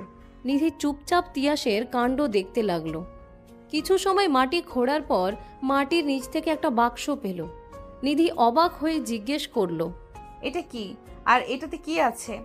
তিয়াস বলতে শুরু করলো, আমাকে যে লোকটা ওখান থেকে পালাতে সাহায্য করেছিল, ওই লোকটা আমাকে বলেছে এই বাক্সটা তার ছেলের কাছে পৌঁছে দিতে। নিধি অবাক হয়ে বলে, ওই লোকটা এখন কোথায়? সেই দিতে গেল না কেন? আর আপনাকে কে বলল এটা এখানে আছে? লোকটা এখন জেলে। আর আজকে তোমাদের কলেজ পৌঁছে দিয়ে আমি গেছিলাম জেলে। উনি আমাকে ওই দিন রাতে বলেছিল সে আত্মসমর্পণ করবে, বাজে কাজ আর করবে না। আমাকে বাড়ির সামনে পৌঁছে দিয়ে উনি পুলিশদের কাছে গিয়ে আত্মসমর্পণ করে। আর যাওয়া আগে আমাকে বলে জেলে যেন ওনার সাথে দেখা করি। আজকে যাওয়ার পর উনি আমাকে এখানে ঠিকানা দিয়ে বলে এখানে একটা বাক্স আছে, সেটা তার ছেলেকে যেন দিয়ে দেই। নিধি অবাক হয়ে সব কথাগুলো শুনছিল। তারপর বলল, ছেলেটাকে আপনি চেনেন কিভাবে? উনি বলেছেন এই বাক্সের মধ্যে তার ছেলের ছবি আছে। তার আশ্চর্য ব্যাপার হচ্ছে ছেলেটা তোমাদের কলেজেই পড়ে। নিধি বেশ অবাক হয়। মনে মনে ভাবে কে হতে পারে। ও, তাহলে তো খুঁজে বের করতে সহজ হবে। আচ্ছা, বক্সটা খুলেন তো দেখি, ছবি দেখে আমি চিনতে পারি কিনা। তিয়াস নিধির কথায় বাক্সটা খুলল। ভেতরে যা যা আছে সব বের করলো। একটা জমির কাগজ, কিছু গয়না, ছেলেটার ছবি আর একটা চিঠি। নিধি ছবিটা হাতে নিয়ে আঁতকে উঠল। নিধির এমন আঁতকে উঠা দেখে তিয়াস ঘাবড়ে গেল আর বলল, কি হয়েছে নিধি, তুমি চিনো একে? খুব ভালো করে চিনি, ও আমার বন্ধু সায়র। তিয়াস অনেকটা অবাক হলো। শেষমেশ লোকটার ছেলে নিধির বন্ধু হবে এটা ধারণার বাহিরে ছিল। তিয়াস বলল, তাহলে চলো ওকে এগুলো পৌঁছে দিয়ে আসি, তারপর বাসায় যাব। নিধি তিয়াসকে আটকে দিয়ে বলল, না, এখন না। তাহলে কখন? তিয়াসকে নিধি সব খুলে বলল, সায়রের নূপুর আর চিঠি দেওয়ার কথা। নিধির কথা শুনে তিয়াস তাজ্জব বনে গেল। অবাকের উপরে অবাক হচ্ছে। তিয়াস অদ্ভুতভাবে বলল, নিধি, কি অদ্ভুত বিষয় তাই না? আমাকে একটা লোক বাঁচালো, তার ছেলে তোমার বন্ধু হলো, সেই বন্ধু আবার তোমাকে ভালোবাসলো, আর তুমি আমার বউ। কি গোলমেলে ব্যাপার তাই না? আসলেই অদ্ভুত। কেটে গেছে আরও 1 মাস। এই 1 মাসে বদলে গেছে অনেক কিছু। তিয়াস মানসিকভাবে এখন পুরোপুরি সুস্থ। এখন সে অফিসে যায়। নিধি আর তিয়াস দুজনের মধ্যে এখন আর 5টা স্বামী স্ত্রীর মতো থাকে। নিধি এই 1 মাসে একবারের জন্য সায়রের সাথে কথা বলেনি। সায়রও আর কথা বলার চেষ্টা করেনি। আজকে নিধির এক্সাম শেষ। তুবার হাজব্যান্ড আর তাদের গ্যাংকেও পুলিশ গ্রেফতার করেছে। জামাল খান তাদের সর্বোচ্চ শাস্তি দাবি করেছেন। আজকে তিয়াস আর নিধি প্ল্যান করেছে সায়রের সাথে দেখা করে ওকে সব বলবে। ভাবনা অনুযায়ী নিধি সায়রকে কল করে বলল একটা রেস্টুরেন্টে আসার কথা। সায়র প্রথমে অবাক হলেও সায়র নিধির কথা মতো একটা রেস্টুরেন্টে গেল। আর যাই হোক, সব ভুল বোঝাবুঝি মেটানো দরকার। একটু পরে নিধি আর তিয়াসও গেল। সায়র নিধির সাথে তিয়াসকে দেখে একটু অবাক হলো, তবুও নিজেকে স্বাভাবিক রাখল। আসসালামু আলাইকুম। তিয়াস ভাই কেমন আছেন? সায়রের কথায় নিধি আর তিয়াস অবাক হলো। একে অন্যের মুখ চাওয়াচাওয়ি করলো। নিধি অবাক স্বরে বলল, সায়র, তুই ওনাকে চিনিস? চিনব না কেন, এক বান্ধবীর ভাই। আরেক বান্ধবীর হাজবেন্ড, না চিনে উপায় আছে? মিহির কাছ থেকে সব শুনেছি। ওয়ালাইকুম আসসালাম, ভালো আছি, তুমি কেমন আছো? জি আলহামদুলিল্লাহ। নিধি কথার মাঝে সেই নূপুর আর চিঠিটা সায়রের সামনে রাখল। সায়র চিঠি আর নূপুর দেখে লজ্জা পেল। তারপর বলল, আসলে কি করে যে বলি, এগুলো তোর জন্য না নিধি, মিস্টেক হয়েছে। মিস্টেক হয়েছে মানে? কথা ঘোরাস না সায়র। সায়র আমতা আমতা করে বলে, আরে কথা ঘোরাচ্ছি না, আসলে এগুলো মিহির জন্য ছিল। আমি ওকেই ভালোবাসি। তোদের দুজনের জন্য আমি গিফট কিনেছিলাম, তোর জন্য ঘড়ি আর মিহির জন্য নূপুর, কিন্তু র্যাপিং পেপার এক হওয়ার কারণে কোনটা কার আমি বুঝতে পারিনি। তাহলে তুই যে বলেছিলি আলাদা করে দেখতে। সায়র এবার মাথা নিচু করে নেয়, অপরাধী কণ্ঠে বলে, আলাদা করে দেখতে বলছিলাম কারণ আমার দেওয়া ঘড়িটা অতটা দামি ছিল না, তাই লজ্জায় কারো সামনে দেখতে না করেছিলাম। এত এত বড় লোক মানুষ সবাই এত দামি গিফট এর মধ্যে নিজেকে খুব ছোট লাগছিল তাই। গিফট দামি হোক বা কম দামি, গিফট সবসময় মূল্যবান হয়, টাকায় কখনো মাপা যায় না। সায়র মাথা নিচু করে রাখলো। তখনই মিহি আসলো। মিহিকে দেখে তিয়াস আর নিধি অনেক অবাক হলো। তিয়াস মিহিকে দেখে বলল, তুই এখানে কেন মিহি? মিহি নিজেও তার ভাই ভাবিকে দেখে অবাক হলো। মিহি আমতা আমতা শুরু করলো, কিছু বলতে পারল না। মিহির আমতা আমতা দেখে সায়র বলল, আসলে ভাইয়া, ওকে আমি ডেকেছি দেখা করার জন্য, আমরা একে অপরকে ভালোবাসি। সায়রের এমন কথায় মিহি চমকে উঠল। ভাইয়ার সামনে ভালোবাসার কথা বলছে, ভাইয়া তো জীবনেও মানবে না, উল্টো এখানে সিন ক্রিয়েট করবে। মিহির ভাবতেই গলা শুকিয়ে গেল, ভয়ে কাঁপাকাঁপি শুরু করে দিল। মিহির ভাবনাকে ভুল প্রমাণ করে তিয়াস বলল, খুব ভালো কথা, আমার বোন ভালো মানুষকে চয়েস করেছে, ওর চয়েস কখনো ভুল হতে পারে না। তিয়াসের কথায় ওরা চমকে উঠল। সবাই ভেবেছিল তিয়াস হয়তো সিন ক্রিয়েট করবে, কিন্তু না, উল্টো আরও খুশি হলো। সবার অবাক হওয়া দেখে তিয়াস বলল, এত অবাক হওয়ার কিছুই নেই, আমি সায়রের ব্যাপারে অনেক খোঁজখবর নিয়েছি এই 1 মাসে, ওকে আমার খুব পছন্দ হয়েছে। সায়র অবাক হয়ে প্রশ্ন করে, আমার খোঁজ খবর নিয়েছেন মানে? তিয়াস এবার সেই বাক্সটা বের করলো। সায়রের উদ্দেশ্য তিয়াসকে বলল, তোমার বাবা কোথায় সায়র? বাবার কথা শুনতেই সায়র চমকে উঠল, চোখের কোণে পানি জমল, তবে সেটা সবার অগোচরে আড়াল করে নিল। জানি না, উনি হঠাৎ হঠাৎ কোথাও উধাও হয়ে যায়, গত 2 মাস যাবৎ কোনো খবর নেই। আপনি হঠাৎ আমার বাবার কথা কেন জিজ্ঞেস করছেন? আমি ছেলে হয়ে বুঝতে পারিনি বাবা, আমিও ছেলে হয়ে ব্যর্থ। তিয়াস সায়রকে সান্ত্বনা দিয়ে বলল, সায়র, তুমি এভাবে ভেঙে পড়ো না, আমি যতটা সম্ভব আমার সাধ্যমতো চেষ্টা করব আঙ্কেলকে ছাড়ানোর। উনি মাত্র 1 বছরই এই খারাপ কাজে যুক্ত হয়েছেন, ওনার শাস্তি কম হবে, তুমি চিন্তা করো না। সায়র কোনো কথা বলল না, অঝরে কাঁদতে থাকলো। তার চোখের পানি আজ বাঁধ মানছে না। নিধি তিয়াসকে বলল, আমাদের যাওয়া উচিত, সায়রকে নিজেকে সামলানোর জন্য একা থাকতে দাও। মিহির দিকে তাকিয়ে বলল, মিহি, তুমি সায়রের কাছে থাকো। মিহি সাই জানালো। তিয়াস আর নিধি ওদেরকে একা রেখে চলে গেল। কিছুদিন পর সায়রের বাবা জেল থেকে ছাড়া পেয়েছেন। ছাড়াতে যদিও অনেক ঝামেলা পোহাতে হয়েছে তিয়াসকে। তুবা আর তার হাজব্যান্ডের গ্যাং সহ সবাইকে কঠিন শাস্তি দেওয়া হয়েছে। নিধি বিকালবেলা মিনুকে কোলে নিয়ে বসেছিল বেলকুনিতে। পাশে মিহি বসে, তারা গল্প করছে। হঠাৎ করেই নিধি গা গুলিয়ে ওঠে। নিধি ছুটে ওয়াশরুমে যায়। মিহি বুঝে উঠতে পারে না নিধির এমন আচরণে। মিহিও নিধির পেছন পেছন এসে বলে, কি হয়েছে তোমার? বুঝতে পারছি না মিহি, হঠাৎ করেই বমি আসলো, মনে হয় গ্যাস্ট্রিকের প্রবলেম। ও আচ্ছা, দাঁড়াও, আমি ভাইয়াকে কল করে আসি, হসপিটালে যেতে হবে তো। আরে না না, তোমার ভাইকে কল দিও না, টেনশন করবে, এটা এমনি ঠিক হয়ে যাবে। তুমি বমি করছে এটা যদি ভাইয়াকে না বলি তাহলে বাড়ি এসে আমাদের কাউকে ছেড়ে কথা বলবে না তোমার জামাই, তাই চুপ থাকো, আমি কল করে আসছি। নিধি আর কোনো কথা বলল না। ভাই বোন দুজনেই ঘাড় তেরা, যা বলবে তা করে ছাড়বে। আধ ঘন্টা পর তিয়াস হুড়মুড় করে বাড়িতে প্রবেশ করে, ছুটে আসে নিধির কাছে। নিধির কাছে এসে উত্তেজিত কণ্ঠে বলল, কি হয়েছে বউ? শরীর খারাপ লাগছে? দেখি কোথায় খারাপ লাগছে, ডক্টর ডাকবো? আরে আপনি এই সময় বাসায় এত উত্তেজিত হবেন না, জাস্ট একবার বমি হয়েছে, মনে হয় গ্যাস্ট্রিকের প্রবলেম। ওঠো, আমার সাথে এখনই হসপিটালে যাবে। পাগল হয়েছেন? সামান্য এইটুকুর কারণে হসপিটালে যাব? এটা তোমার কাছে সামান্য বিষয়, আমার জন্য না। নিধি তিয়াসের কথার পিঠে আর কিছু বলতে পারল না। তার আগেই মাথাটা কেমন ঘুরে উঠল। নিধি মাথা ঘুরে তিয়াসের বুকের উপরে ঢলে পড়ল। নিধি পড়ে যাওয়ায় তিয়াস ঘাবড়ে গেল। নিধিকে বিছানায় শুইয়ে দিয়ে রুমা বেগম আর মিহিকে ডাকল। তারপর ডক্টরকে কল করল।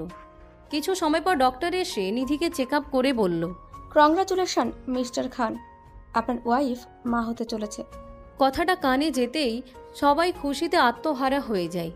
তিয়াস স্তম্ভ হয়ে দাঁড়িয়ে রইল। খুশিতে পাথরের মতো জমে গেছেন। ডক্টর কিছু ওষুধ লিখে দিয়ে চলে যান। রুমা বেগম নিধির মাথায় হাত বুলিয়ে দিয়ে বললেন, নিধিমা, এখন কেমন লাগছে? শরীর ভালো লাগছে? জি মা, আমি ভালো আছি। রুমা বেগম নিধিকে রেস্ট নিতে বলে কিচেনে চলে গেলেন নিধির জন্য ফল আনতে। রুমা বেগমের সাথে মিহিও চলে গেল। তিয়াস নিধির পাশে এসে বসে। নিধির পেটে হাত রেখে বলে, এখানে আমাদের অস্তিত্ব আছে বউ। খুশিতে তিয়াসের চোখ বেয়ে জল গড়িয়ে পড়ল। নিধি তিয়াসের পানি মুছে দিয়ে বলল, এটা খুশির সংবাদ, কাঁদছেন কেন? তিয়াস নিধিকে জড়িয়ে ধরে বলল, এটা খুশির কান্না বউ। তুমি আমার জীবনের বেস্ট গিফটটা দিয়েছো। আমি কতটা খুশি হয়েছি তোমাকে বলে বোঝাতে পারবো।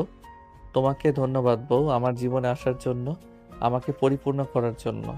তোমাকে হাজারবার ধন্যবাদ। নিধি মুচকি হাসি দিয়ে বলল, আপনাকেও ধন্যবাদ অজপাড়া গায়ে খ্যাত মেয়েকে মেনে নেওয়ার জন্য, তাকে ভালোবেসে আগলে রাখার জন্য। আমি যেমন আপনার জীবন পরিপূর্ণ করেছি, ঠিক তেমনি আপনিও আমার জীবন পরিপূর্ণ করেছেন, তাই আপনাকেও লক্ষ গুণ ধন্যবাদ। ভালোবাসা সুন্দর, ভালোবাসা দেখতেও সুন্দর, ভালোবাসাতেও সুন্দর, কারো ভালোবাসা হওয়াও সুন্দর। অবশেষে একটা কথা, ভালোবাসা সুন্দর।